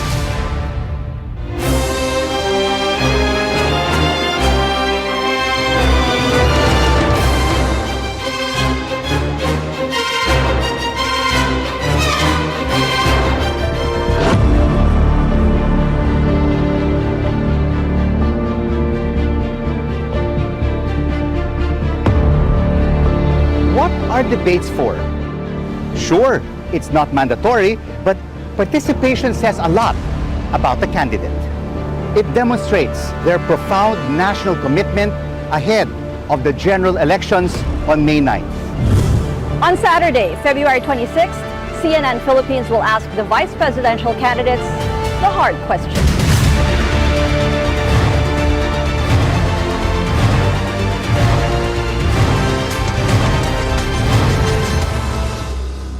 You are joining us live at the Quadricentennial Pavilion at the University of Santo Tomas. And we have one question left for our candidates, which will serve as our closing statement in this CNN Philippines Vice Presidential Debate. I'm Rico Hizon. And I'm Ruth Cabal, and here is our final question, which will serve as your closing statement. The Constitution states that in case of death, permanent disability, or resignation of the President of the Philippines, the Vice Presidential act as Chief Executive. Question, candidates, are you ready to assume the presidency should an emergency happen? And what would that leadership look like? We start the question with Senator Soto kasi kanina nung intro we started with Congressman Bello. Go ahead, sir. Thank you. I have built consensus with 23 republics as president of the Senate for almost 4 years. We believe in our competence, experience, and I think we will be guided well, not only by the good Lord, but of course the experience that we've built within 30 years. Meron po kaming qualities na pinag-uusapan ni Senator Lacson na dala-dala namin dito sa eleksyon na ito. 3 K. Katapatan, kakayahan, katapangan. With this, I believe we will lead by example. Thank you. Carlos Serapio, it's your turn. By God's grace, I submit that I will be ready to assume the presidency should the occasion arise. I have thought a lot about presenting myself as a candidate in this coming election. I discerned, I reflected, I prayed. And I came to the conclusion that the 50 years of experience that I had been blessed to be part of the advocacy work of the just ordering of society will serve me in good stead. Should, again, I will be called to perform the duties of President. One can only do so with strength and courage if he depends on the source of all power. And that to me is the spirit of reason and the source of all reason, the source of all life, and that is God. So again, with the blessing of God, I think I am ready, willing, and able to be President of this country. Amen. Senator Kiko Pangilinan. Nung tinanggap ko yung hiling ng ating Vice President na si Lenny na maging Vice Presidential candidate niya, ako ay napaluha at nakita ng ating mga kababayan. Ang isang dahilan ay dahil nakita ko ang mabigat na tungkulin ng isang magiging Vice President at mabigat na mga problema ng ating bansa. Tinanggap ko yun dahil alam ko kung mahirap ang aming dadaanang kampanya, mas mahirap ang naging dinadaanan ng marami nating mga kabayan na matayan, walang trabaho, ginugutom. Sa pagkakataong yun, titiyakin natin, uunahin natin yung mga nasa laylayan, yung mga mahihirap nating mga kababayan. Bata pa lang akong abogado, ako na ay nagbibigay ng libreng serbisyong legal sa ating mga kababayan. Biko nga, isang bilaong biko ang bayad sa akin ng mga manggagawa. Hanggang sa ngayon, mga magsasaka at mangingisda ang ating ipinaglalaban dahil sila ang kapos. Hindi makatarungan na kung sino pa ang nagpapakain sa atin, sila ang gutom. Hindi katanggap-tanggap na ang isang tatang Meg na nakilala ko, 87 years old, nagsasaka pa, baon pa sa utang. That is an injustice that is not acceptable, and that's the kind of leadership that they can rely on us and Vice President Lenny Robredo. Uunahin yung mga kapos. Maraming salamat. Dr. Willie Ong, handa po ba kayong humalili bilang presidente, and what would that leadership look like? Salamat, Ruth. Ako po ay isang doktor, internist, and cardiologist. Mahirap po maging cardiologist eh. Kami ang tumitingin sa code blue. Pag may namatay, pag may nagluko yung puso ng pasyente, we have to decide in 10 seconds, ito ba ang gamot? Ito, isang pagkakamali ko, pwede siyang mabuhay o mamatay. Yun stressful, pero sanay ako sa ganon. Dito sa gobyerno, marami kang advisor, pwede ka pa maghintay ng 1 linggo bago mag-decide. So tuloy-tuloy yung polisiya na plano ng aming program ni Mayor Isko. Meron kaming Bilis Kilos, 10-point program. Madalas for the past 4 months, ito po yung ginagawa namin. So tutuloy lang po natin to. Ako po ay isang doktor, 27 years. Libre ang serbisyo sa ating kababayan. Alam niyo, wala akong kaaway dito eh. Pwede naman tumakbo sa politika, walang kaaway. At sabihin ko na lang po, wala po akong campaign funds. Hindi ako tumatanggap sa kahit sinong negosyante. Eh kung tsatsamba tayo maging presidente, di makaka-decide ako ng napakaganda. Kung ano yung mga decision nyo sa West Philippine Sea, sa mining, yun ang magiging decision ko. Kasi walang humahawak sa akin. Kaya ko tumakbo, Facebook lang, at sa tulong at pagmamahal ninyo. Dito ako magsaserve kung saan nyo po kayo ilalagay. Maraming salamat po. Mahal na mahal ko po kayo. God bless po sa ating lahat. Next, we have Mr. Manny Lopez. Ako lang po ang kandidato para Vice Presidente na walang ka-official tandem na presidente. But I will fully commit to support the best, most qualified, and committed presidential candidate who will serve the interest and welfare of our people. I was tasked by the Labour Party leadership to seek the vice presidency in our collective effort to help rebuild the economy, address this unprecedented crisis, come up with proper solutions that will effect real change and reform, build a strong, just, and a progressive nation to help make lives better for our long-suffering people. Ako po bilang isang ekonomista at management professional, we came up with a 10-point socio-economic development and political reform agenda to help uplift the lives of our people. And bilang vice presidential candidate ng Labor Party, ako po ay handa na maglingkod sa ating sambayanan upang maitawid natin itong ating mga suliranin na haharapin sa mga darating na panahon. Salamat po. Rizalito David, are you ready to assume the presidency should an emergency happen, and what would that leadership look like? We are destined to greatness. Yan po ang pangarap ng Diyos para sa atin, subalit hindi nangyayari dahil may mga tao na pinipigilan na mangyari ang mga bagay na yan. Ako po ay pinanganak sa Tondo, doon lumaki, nag-aral sa pamantasan ng Pilipinas sa Los Baños. Nagtrabaho po ako na matagal sa Senado. Kasabayan ko pa nga po itong dalawa sa ating mga senador. Ang diferensya, hindi ako senador, sila senador, ako staff, pero mas marami kaming ginagawa. Yung preparasyon ko po ay narariyan. No? Hinihintay lang po ang pagkakataon. Kung yan po ay babagsak sa akin, tatanggapin ko po ng buong lugod at isasagawa ang mga bagay na dapat gawin para sa ating bayan. Katulad ng aking nasabi, we are destined to greatness. And we only need leaders to do this for us. Well, together with the people and share this vision. Kailangan natin ng malinaw na direksyon. At ano ba ang vision ng leader na yon? Malinaw na po sa akin yan, naisulat ko na po yan doon sa aking tinatawag na rebuild.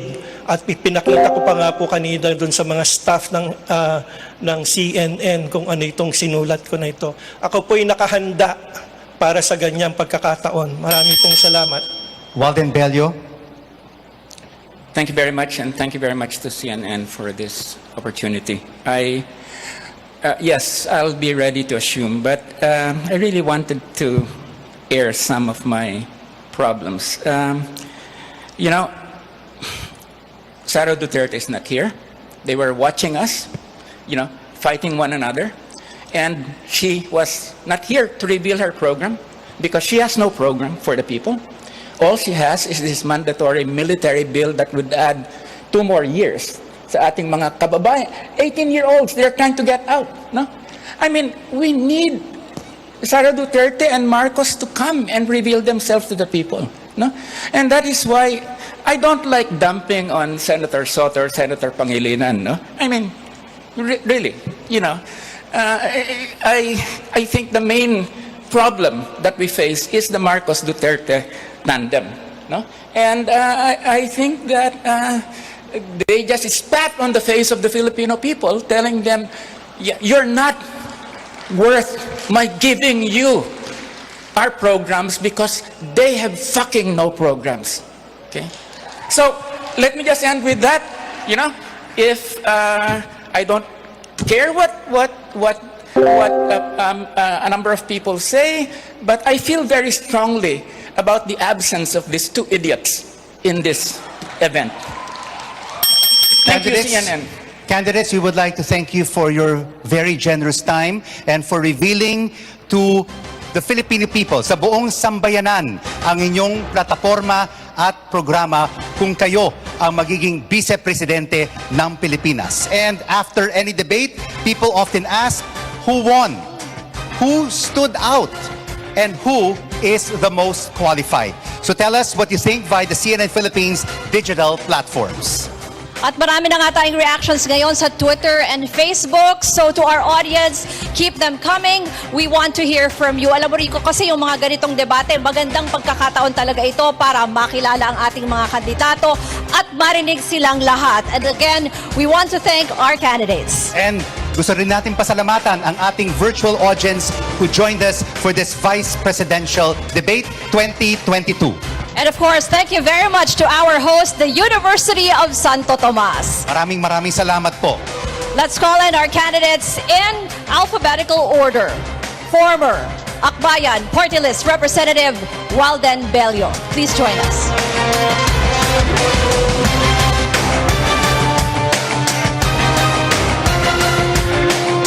Pro-life advocate Rizalito David.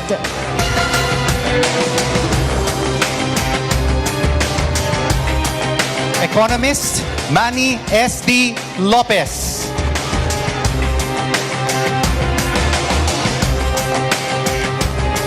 Dr. Willie Ong, a cardiologist and social media personality. Senator Francis Kiko Pangilinan.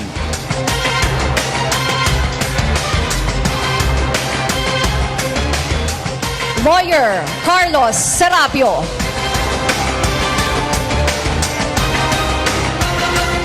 And Senate President Tito Soto.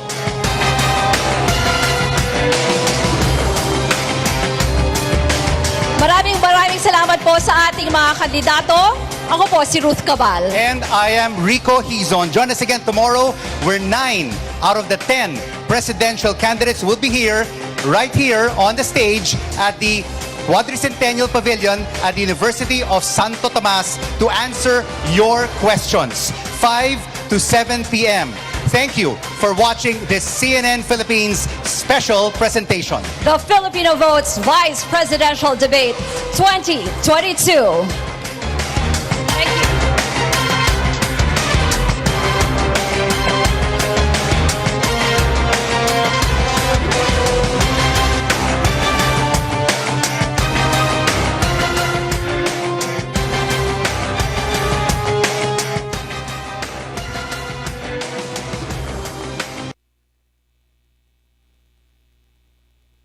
This program is brought to you by Attorney Olin Seno, running for Mayor, Mandaue City.